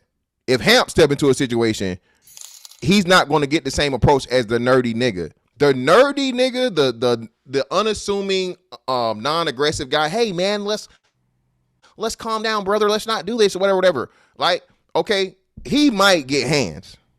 All right, me, no. Okay, no. Y'all, Nick, and this is real. Aaron will tell you this. Hamp will tell you this. Nick, bro, y'all know. Even y'all know this, bro. We assess certain men just, and of course we shouldn't do it. But, for most points, right, men are assessed by physical prowess.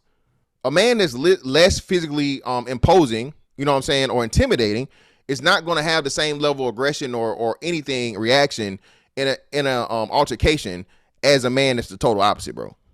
Yeah. A man find out he has to dance with me, his opening act is to pop the trunk. Yeah. Well, what I'm saying is that I think, but let me say this though, Cheeky. I think go ahead, Shot. Hamp's particular response, because I'm listening to everything, right? We talking about this violent thing. We know most niggas, which I say ain't gonna kill and ain't gonna let nothing die. So we know most men are never gonna even be in a situation where they stand in front of somebody with a gun intervening. Well, that's one thing I want to say. Like, I think as human beings, as adults, we should have the skill of disarming. I think that's something right. So if there's something going on, there are ways to disarm a situation without running to it like a cowboy. But when I de-escalate. Disarm is similar. You can disarm someone in conversation too. Yeah, hey Aaron, I don't want to keep fighting today. This de-escalate. I'm gonna keep going. Keep going. But I think what Hamp's real frustration is, and I get frustrated with it too. All these narratives that make men derelict, destitute, just at the worst fucking position they could be in life to prop women out as the final boss that you beat when you play Mario. She's Bowser. I think that's what it causes for an extreme response because the call is so extreme. Men are at home getting beat to smithereens in their homes. This is what all the narratives point to when people come to these panels. Men are having the worst time in life at home than they've ever had since civilization began. So we know damn well if at home they can't even maintain a certain level of respect, appreciation, or defense for themselves. We know outside they ain't. It's gonna track. And I think that's what Hamp's concerned with. And I think a lot of men concerned who don't necessarily agree with a lot of the talking points here. It's like, bruh, the way y'all describe us, if this is the case, if this is what men have gotten to, we got a problem. We got a problem. This is our current disposition as men. Why are we doing it? What's the benefit? How does it benefit us to be in our homes, being treated, thrown out like a rag doll? How does it benefit us? Now, what I always say is, what I hear y'all saying to me is, because we value pussy so much, we'll take with anything. Then people tell me, no, that's not it. It's because we love them. Which I think is bullshit, but It's like that's what HAMP is fighting. Like every conversation about men, particularly now, sounds like we fucking zombies. And so because I'm saying, do you have enough courage to stand up for yourself at the crib? At least. I think that's the concern. I think the violent part is too, right? Because we do have interactions in community and stuff too where that may arise. But I'm just thinking like all these conversations make men sound like we hollow. And I don't know why and I think personally it's a grift just to paint a picture about women, because I just don't accept that men are this down bad for vagina. I don't accept it. Maybe that's me putting my blinders on or whatever. I'm just not accepting we this down bad as men. Well, women can just do anything because they got a vagina. I'm not accepting it. You on mute, Mr. Fantastic. Yeah, you holding niggas to your standard, bro. Again, like I said, it's a shame that things I'm a regular nigga, man. My beard just connect, bro. That's it. I feel you. I'm not even hitting you with the super nigga shit though. Listen what I'm saying. I am. Most men, bro. Week 3 of I'm a regular nigga. No, when the super nigga show started, he was a cast member. What are you talking about? Well, no, either way, how it goes. I'm not even coming at it from that angle though.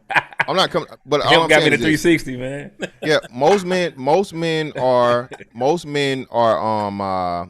slaves to the vagina, bro. It's a curse. Everybody talk about that shit. That's a curse. You. I want you to stop saying that. It's the truth. Can you do that? Do you want to stop telling the truth? Well, hold on. Do you want to help these niggas? I do. You gotta stop saying that. I do. But you know my brand of help is the truth. All I can do is help niggas, like you say. All I can do is help them. What do you say, Hemp? They can't even subdue that though. Niggas can't even match that. Niggas can't match that shit, Hemp. Here's the thing. When the men who they listen to say they can't, they can't. Here, you have to make it real, right?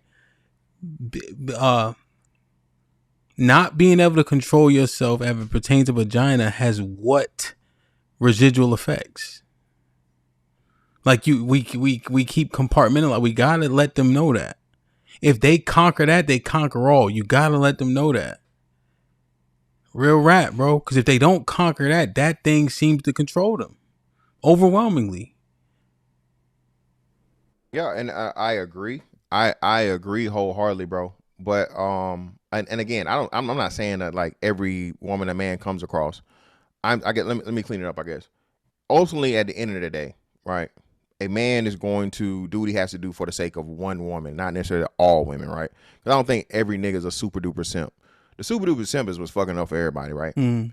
At the end of the day, though, Hemp, it's still that. Everything that a man does, all right, and accomplishes in life is to eventually end up with the woman that he desires, create a family with that woman, and possibly, create a lineage, legacy, all those different things, and be happily ever after, quote unquote, for lack of better terms, right? Is what I'm saying. A man's whole life is a pursuit of vagina. That's just the honest truth. Now, you can do that responsibly. You can do it responsibly, but the thing is, that's the hard part, Hemp. How I can't teach a grown ass man how to approach the vagina responsibly and smartly. Yes, you can. That's where we all lose. That's where the plot gets lost, because no matter how much I tell a nigga, Hemp, hey man, shorty work in the strip club, man. I gotta have her, man. I just gotta have her. She's just so fine. She's just so bad. She's just so this. She's just so that. Yeah, brother. But brother. There's another woman. She works at motherfucking at Bank of America, bro. She got a nice little sit down job. She's a lot more calmer. But yeah, no, man. She ain't. And again, man, Hemp, that's what happens, bro. Hemp, what's crazy? Another thing, the girl just said, it's a girl going viral right now. She said that the baby mamas gotta leave the childless niggas to the women without kids. And my reply was, well, damn, if y'all keep losing to all these women that's got kids, what the fuck are they doing that y'all not doing? Well, for one, we know they fucking, for one. But obviously, they're approaching these men in a way, men without children, mind you, Hemp, as to where they're able to have these men take them serious and be in either relationships or marriages, despite having another man's kids already. You know what I'm saying? So that's what I'm saying. The math in this shit, bro, or the science is all jumbled the fuck up, man. Because it's for us specifically, black people specifically, bro, it's all fucked up because everything's already lopsided. But then in order for the sides for us to get back to a healthy place of where we should be, you know, nuclear family, man, woman, marriage and child and all this other shit and so on and so forth, you're going to have to get those people that are to come together that don't already have kids and, you know, do what needs to be done. But unfortunately, again, there's always fucking some type of disconnect because one side just feels like they're too good for the other. So what? Well, you can't say what you can't say. So what? Yes, you can. Yes, you can. You overwhelm it. You look. You know what you do? You unfuck it. And if it hasn't been unfucked, you unfuck it. And if it still hasn't been unfucked, you unfuck it. Right? You use repetition, you overwhelm, you know what I mean? Like you crash on the situation relentlessly. Right? It has to give. Right? Just the moment you say, well, it is what it is, and you know, you got this other thing over here. So, right, that you've given up the fight. You no wonder you're not going to be able to accomplish your goal the moment that gets into the picture. You overwhelm it. You crash onto it. You keep your foot on the gas pedal no matter what. You didn't achieve the goal, drive faster. You didn't achieve the goal, faster still. You got to be a gangbusters, man. You got to be an unstoppable force. Even in the face of an immovable object, you get it cracking. You just tell these men the same thing over and over. They say, yeah, but the girl in the strip club, I don't give a fuck about none of that. Here's what you do. Yeah, but the girl over here, I don't give a fuck about none of that. Here's what you do. That's how they're defeating you, because they're coming back with the same thing. Yeah, but, and it's winning. The relentless yeah, but is winning. So you know what you do? You give back the relentless, I don't give a fuck about that. That way, the right way will win by virtue of just being right. But you gotta feed the dog that you want to win and starve the one that you don't completely. Ignore his ass. I don't know if it's winning on either side here. So I mean, I don't know if they winning. Maybe they winning the. I don't know. I'm talking about winning against failure, not against a population. I'm talking about an ideology, a practice, right? The idea that men have to reach down and grab hold and understand, you know, our value, our purpose, and to be able to be, you know, arrogantly operate with arrogant prejudice with the way we go out and, you know, have sex with women. You know what I mean? You must find the right one of high quality and stand. You know what I mean? Like, rather than just saying, you know what, but in the meantime, I'm gonna go over here to this strip club. You know what I mean? 10 years later, there's 6 kids, 3 diseases, and 2 court dates. No. I got you. Look. Holster your pistol, son. Get it and do, you know what I mean? Be yeah, but no, I don't give a fuck about none of that. Yep. Man up. I agree. That's what I'm saying. Fantastic, but the courage part, because that's the part, right? The rhetoric, it doesn't seem coherent often to me, because in one breath we do everything for this valueless person. So then when people say, like, you know what I mean? Because I hear that statement. Then I hear women say, well, men don't actually like women. They only value vagina. And then men be like, no, that's not what we love women. But then you hear the rhetoric from, and this is not everybody, right? So I know it's so many different creators and different things are being said, but you hear people say things like, they don't have no value. You see what I mean? And so, and I don't hear men in mass being like, no, they got value. No, we can actually identify the value. So then the rhetoric isn't matching up. What are we actually doing all this for? Why are we going on this quest for something that has no value? Why are we willing to be beat up and subjected to abuse for something that doesn't have any value? So I think if we can at least get to a conversation, a starting point that makes sense, then we can start navigating some of these things that we saying are afflicting men. But I don't know what that does to the content game when you approach it that way. I don't know.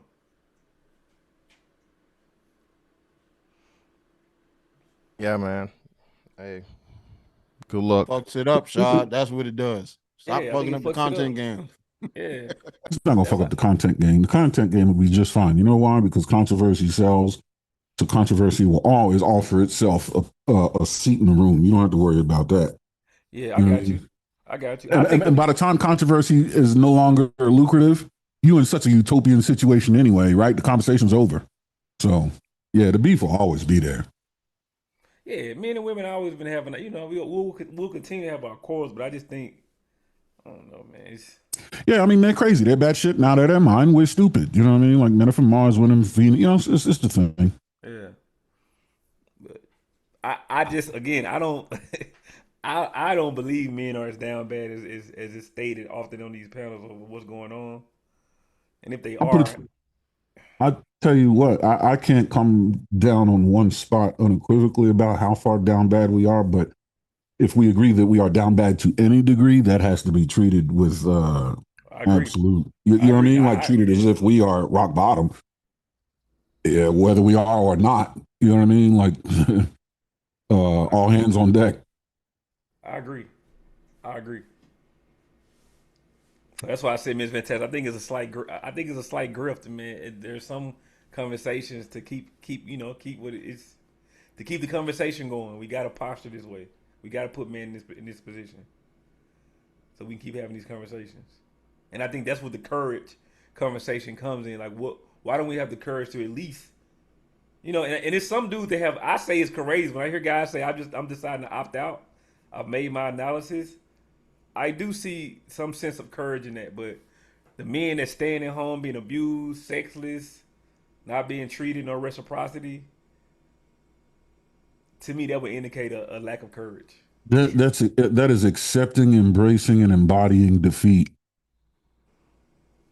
Yeah. Forfeiture isn't accepting defeat; it's avoiding it. There's courage. Right now, you're taking yourself out of the game. You know what I mean? Like it's not fighting and dying. That's the best way to go. The best thing to do is fight and win. Next best thing is fight and die.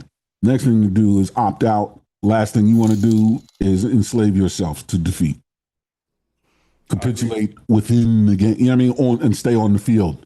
If you're going to capitulate, get lost, disappear, pack your bags and go. Well, you want to stay on the field and capitulate? No, don't do that. You might as well keep fighting and die.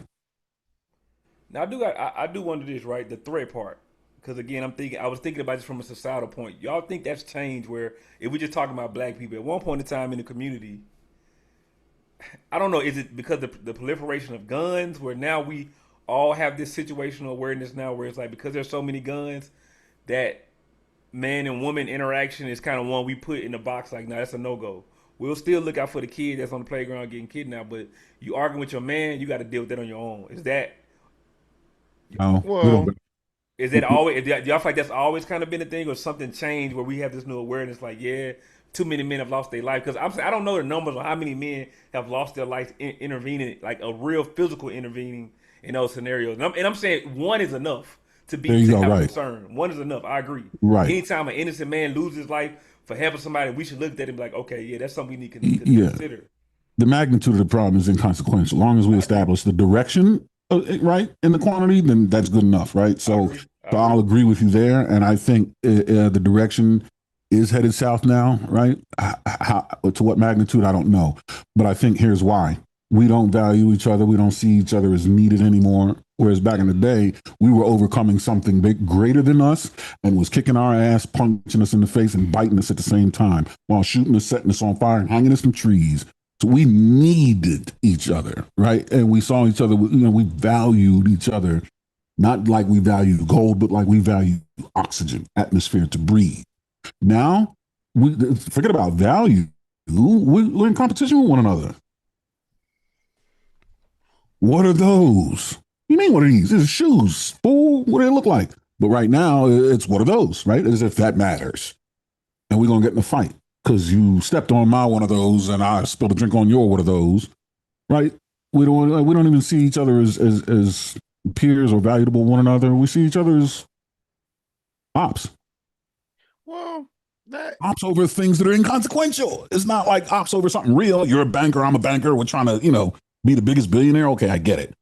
It's the shoes, man. It's got to be the shoes. I think that's what we're ops about. that's hyperbolic, but you get what I'm saying. I think men really just don't see women in the same way. So what men have before? Like, what you say? Women at one point were viewed as innocent or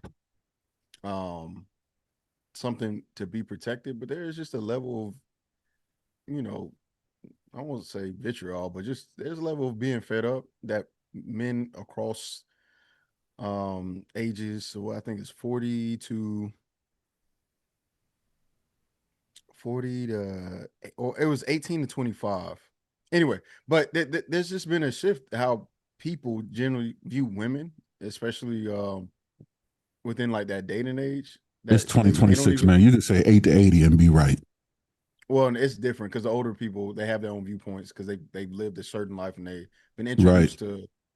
But people from beyond that threshold are starting to die. Like, it's pretty much. Yeah, so you see what I'm saying? So the younger kids just don't see women the same way. I think like I do think manosphere, red pill, dating, like when we start getting to this point where even news stations are talking about what's going on with dating, like was that ever a thing before? Maybe No, before I was. No, it wasn't. It wasn't cheeky though. But that's what I'm saying though, right? And I think this is where the conversation gets, pretty realistic, and I don't think people understand, right? Cheeky, we have a clear gender war that's like been officially recognized by the media, right? As to where they're doing the statistics and telling you that women are projected to be 50% of women are projected to be single by 2030, right? So if that's the case, and then you also have the reproductive rate. What's the numbers for men? What's the numbers for men? So that's what I'm saying. So I was trying to finish my point. Well, my bad. I ain't want to cut you off, brother. Go ahead. I thought you were doing. Go ahead. No. It was just what I'm saying is like there is a lot of things that are coming out. There's studies showing that women don't view men favorably, right? I think it was 80% in men, but there's an increase in rise of men that want to go back to some traditional Christian values to where women don't have the same. So there's conflicting political thoughts. It's conflicting, and it all kind of ties into how we view each other as people. But I think that's what's causing a lot of these issues. Is more than just men won't step up. That's not true, because men do still step up, and women for the most part are safe. But it's just. Can I go back to the beginning? You can do super chat. Yeah, let me do these real quick. Joe with the $5 says, HAMP, to be fair, you've also put qualifiers on who's a real 100% man and who isn't as well. That's a fact, bro. You don't got no kids. You know what I mean? 3/4. I'm 75%. 75%. Jesus baby. Christ, bro. No, that's true. Jesus ain't had no kids. As Mama Swallow with the £5 said, most women want every man to be Batman when she is Harley Quinn messing with the Joker. It's a trap. In too many cases, it's not worth the cost. Josh with the $5 says, if Scrawny Buddy stepped in and saw the problem, was the threat really that deep? As Ava the $2 said, the guy last week beat guy twice his size. As Ava the $2 said, y'all say P is king, so they used it against Nolan. What? I gotta follow it. I ain't see it. I don't know. What? I'm not sure. As Ava the $2 says, told y'all last week the boat stress call was fake. I'd look this shit up right now. Aaron with the $2 says, first get rid of the super niggas who push young bitches. Young boys. Young bitches, boys, young boys, and young around. bitches that thought around. Eli with the $10 says, from what Mr. Fantastic said, is the reason they are the pride and leading because men can't man up and have discipline. My nigga, you ain't got no discipline either, man. Y'all gotta kill this discipline shit, bro. Stop it, bro. Stop. Y'all niggas ain't got no discipline either, bro. Kill, bro. Go ahead, Sean. If you didn't marry a fucking virgin and stay with one woman for the rest of your life in your first sexual encounter, shut the fuck up talking to me. So, Cheeky, to your point about men seeing women differently, vice versa, same way. Right. I'm saying everybody. This happens at a particular age because I'm saying we still have families where we get our we get our beginning thoughts. You saying people don't come from families no more? What? It's not that they don't come from families. No, I'm not. But you ain't let me finish. I understand what happens when people get into dating, right? You start picking up all these different signs. You have these experiences. They could jade you. But I'm still saying, I'm trying to understand how people completely only see the opposite sex through the lens of like romance. To the not point even a where jading though. It has to be jaded if I'm out in the world and I see a woman and I immediately go because I'm not with her. I think about how the woman treated me in my relationship, and I look at her through the same lens. I'm not this is No, not it's a not, random woman. but it's not it either though. It's not that. It's not only seeing a woman in a romantic situation or her not giving me romance. It is again, we say this all the time, and this is one of the things that people don't give credence or credit to. The social contract between men and women has been violated by women, child. Women on both sides, all sides, have came up with this thing about I don't need no man. I'm strong and independent. I can do any and everything that a man can do. There's literally been campaigns for this shit, Shad. You've seen it. So men are being told, and men even like we talked about it last week. The job, the way that things are handled on the job, to where men can and can't approach women. Women have determined and made men weirdos and horny and all these things for just simple things that have existed thousands upon thousands of years before now, Shad. We live in a date and time where it's not okay for men to even be attracted to women, where women are the most sexually active, women are the most sexually fucking provocative, women wear the least amount of clothes and all motherfucking time. They out here with their titties out, they out here with their ass out, and if you as a man like it, now you thirsty. Now you this. You took it back to what you took everything back to romance and sex. If I say outside of that, you don't see people outside of that? No, you see people outside of that, but it's the way that the women are acting in general, and the way that like Cheeky said, the survey that women did towards men. Women hate men, bro. This feminist ideology and this misandry is cool, Shad. Women can say that, like the case in point. This the thing goes too far. Well, no, misandry is okay, bro. Everybody's cool with the misandry. Men talk shit about men. Men say men need to do better. Men don't want. Women do the same thing. You can't do that to women. So we just had a meetup with men and women. It was love. Are we just? I understand that. I understand that, Shad. I understand that, but we're also aged out almost. Shad, we're not the people determining these things. With friends, I got a cousin. We're not the people determining these things, bro. No, we are. It's the younger people under 25, and like I said, it's the studies out here that's telling you. Women are the men Shad, by you asked the question earlier. The men, remember they told you what was it, HAMP? Was it 30% of men aren't sexually active at all, or weren't having sex or some shit, they said, right? The youngins, right? Under 25. And then remember that was right during COVID, etc. But they don't really determine shit. They don't got no money. And our age group is still single, right? We the ones in charge at this point in time. So the actual trends, I think, bear on us. Nobody gives a fuck what an 18-year-old woman is saying about nothing. Nothing at all. Shit, that's the future. She don't even know how to wash her. That's the future, listen, we talking about now, presently. She don't even know how to wash her ass. You think I'm listening to her about anything? That don't even make sense. Like, those are the majority of people in the stats, though, HAMP. The 40-year-old women, nobody gives a fuck. No, nobody cares about a 40-year-old single woman that's already got fucking kids. We can't say that, right? Because we also saying for the first time, the 40-year-olds are having more kids than the youngins. More kids. That's what I'm saying. Okay. Nobody gives a fuck about. But think about it. And then teen pregnancy is down.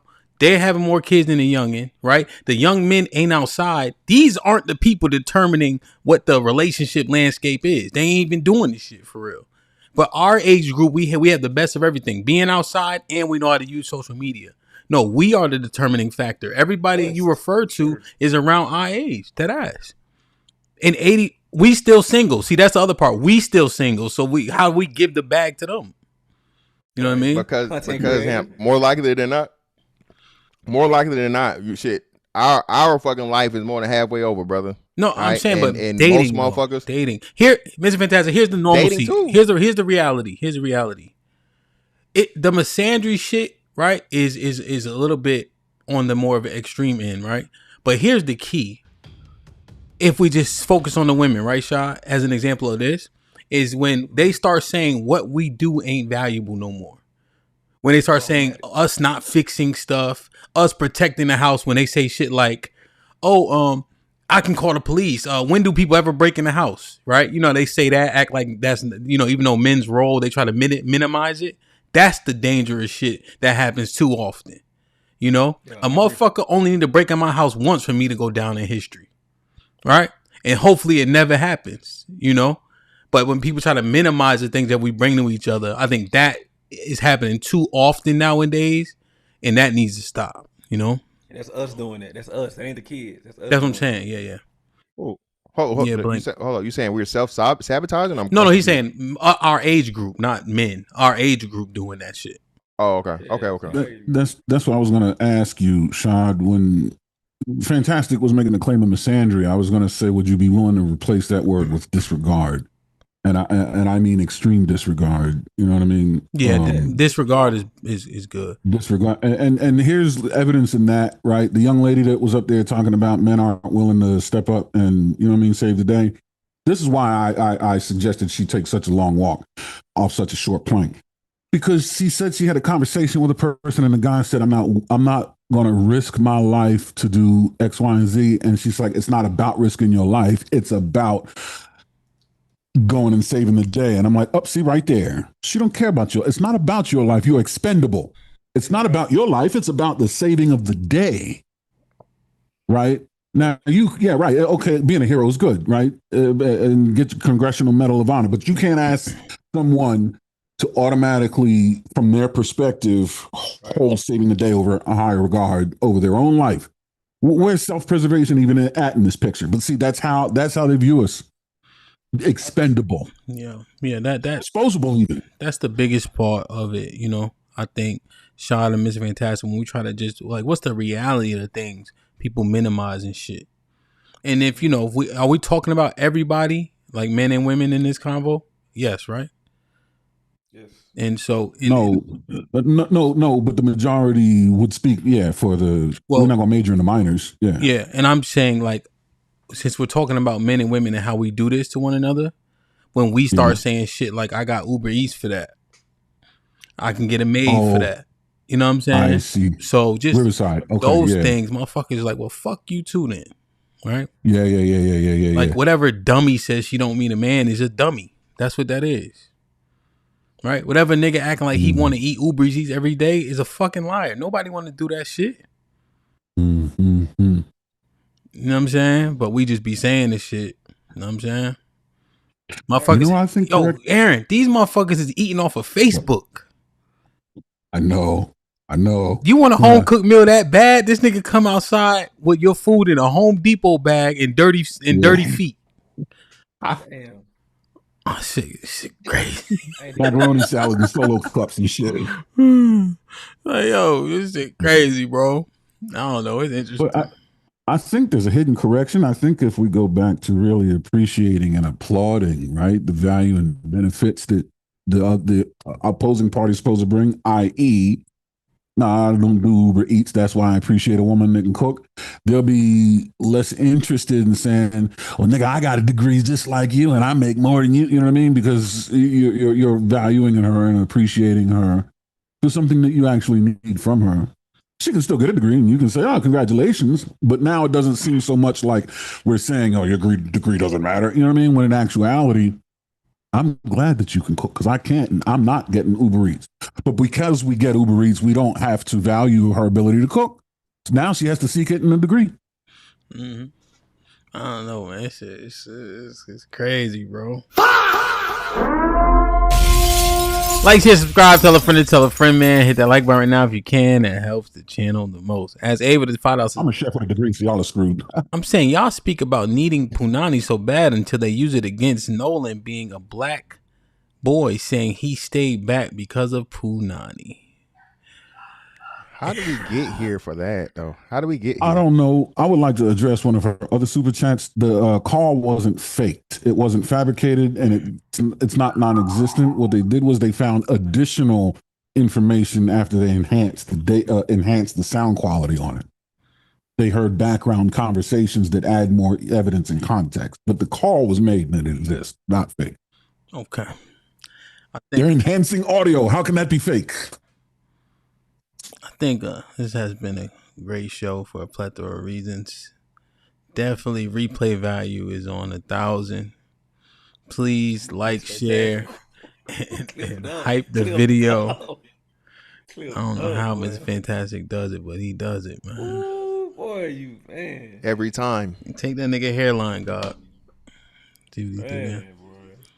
Mr. Better than Colt 45, baby. Mr. Fantastic. Any final thoughts? Great show today. Ladies, if you are in an abusive situation, leave. Okay. If that man hits you once, he will hit you again and again and again and again and again. As many times as you will let him. Please do not put your life in danger. Do not put yourself in harm's way. Men, if a woman hits you, okay, leave. Anybody. People, keep your hands to yourself. No one should be hitting anyone. In the great words of I think it was shampoo or whatever. All right. All right. But by all means, man, there's a lot of things going on, bro. The tide is changing. I don't know, be it negative or positive at this point, but please pay attention, man, and adjust accordingly. The internet is a real place and is a microcosm of real things going on in the real world. That's all I got. Aaron, any final thoughts? The abrasion on these panels is necessary because it's how you find the truth. And I'm glad that we respectfully and willingly go through that abrasion, because what it does say is we're all motivated and interested in achieving the same goal, right? Because if we weren't, then we wouldn't even care to have the conversation. We wouldn't even talk about the same thing. So shout out to us for that, right? I love you, brothers. You guys are my brothers. You guys are black brothers. You guys are soldiers, and I'm in this trench with you. Shad, I think you're nuttier than squirrel shit, but I think you're motivated, intelligent, and valuable to the community. Fantastic. I think you're also out of your mind, but you know what I mean? You need an inflammatory agent to keep people awake and driven to seek the truth. Cheeky, I think you're an agent to chaos, right? You confuse me, but that's good, because then it makes me check my perspective to make sure I'm actually saying something right. I know it's right when you confuse me. DJ Hamp, you're a barbarian. We know that, but that's okay, because your internal IP address, your psyche, your identity, your ego is of the warrior class, and we need more like you if we're going to win the war, because at war we are. I think it can be alienating to some, and that's okay, because those some shouldn't be on the battlefield anyway. Like the kid said in Troy, I wouldn't fight him, and the guy, well, that's fine. Am I gonna know your name? So we all have our flaws. We all have our strengths. Let's just continue to use our strengths to hide our flaws and fight the war to win it. Indeed. Cheek. Any final thoughts? Yes, sir. It's always interesting to find a fallacy. There were plenty. And you'll see them. All right. You just don't like them when they happen to you. I don't do anything different besides mirror what I hear and what I see. And if you don't like it, it's not that you don't like me.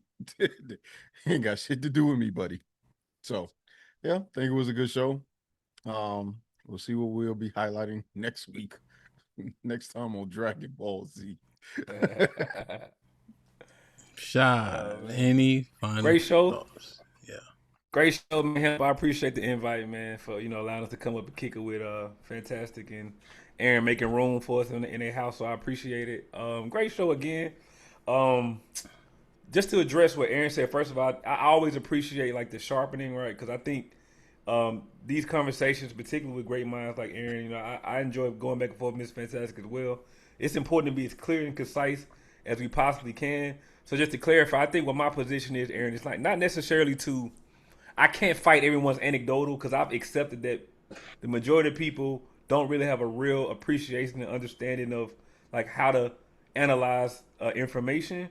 But what I do try to do, Aaron, is when I see people misusing data, that's when I kind of, to use Cali words, my ears get hot. Pause.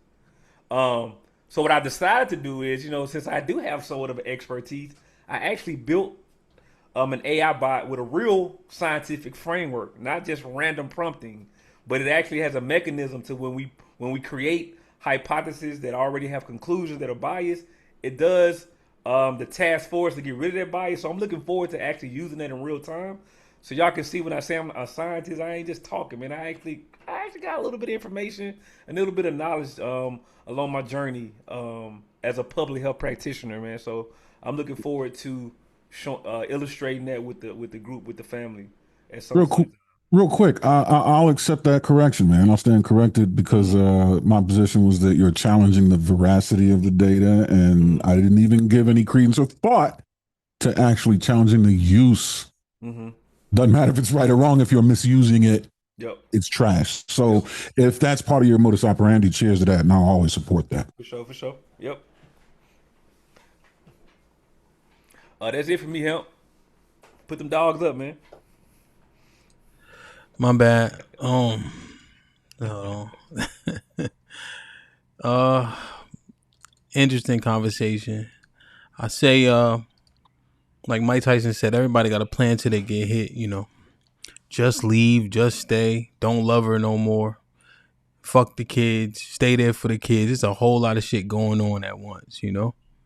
And it's hard to decipher. It'll make you feel insane. It'll feel impossible when you in stressful situations in dire straits. You know, there's a lot of reasons in which we do things that we don't want to, but we feel, and I'm saying feel, we have to, you know, because we're not clear ahead, clear of mind. We losing sleep, you know, so many things happening at once, man. So tough times, man. You definitely need a shoulder to lean on for sure, man. So make sure you got a good, as Aaron would say, wolf pack around you, you know, and people that are going to be objective in those situations, right? And limit their judgment as much as possible. All easier said than done, you know. So yeah, man. I think I'm kind of antiquated, but I think it's solid though. You know, don't cry from physical pain. Old school. Indeed. Don't cry from physical pain. Lift weights. Men should harden themselves, strengthen themselves, because you never fucking know. That's all I'm saying.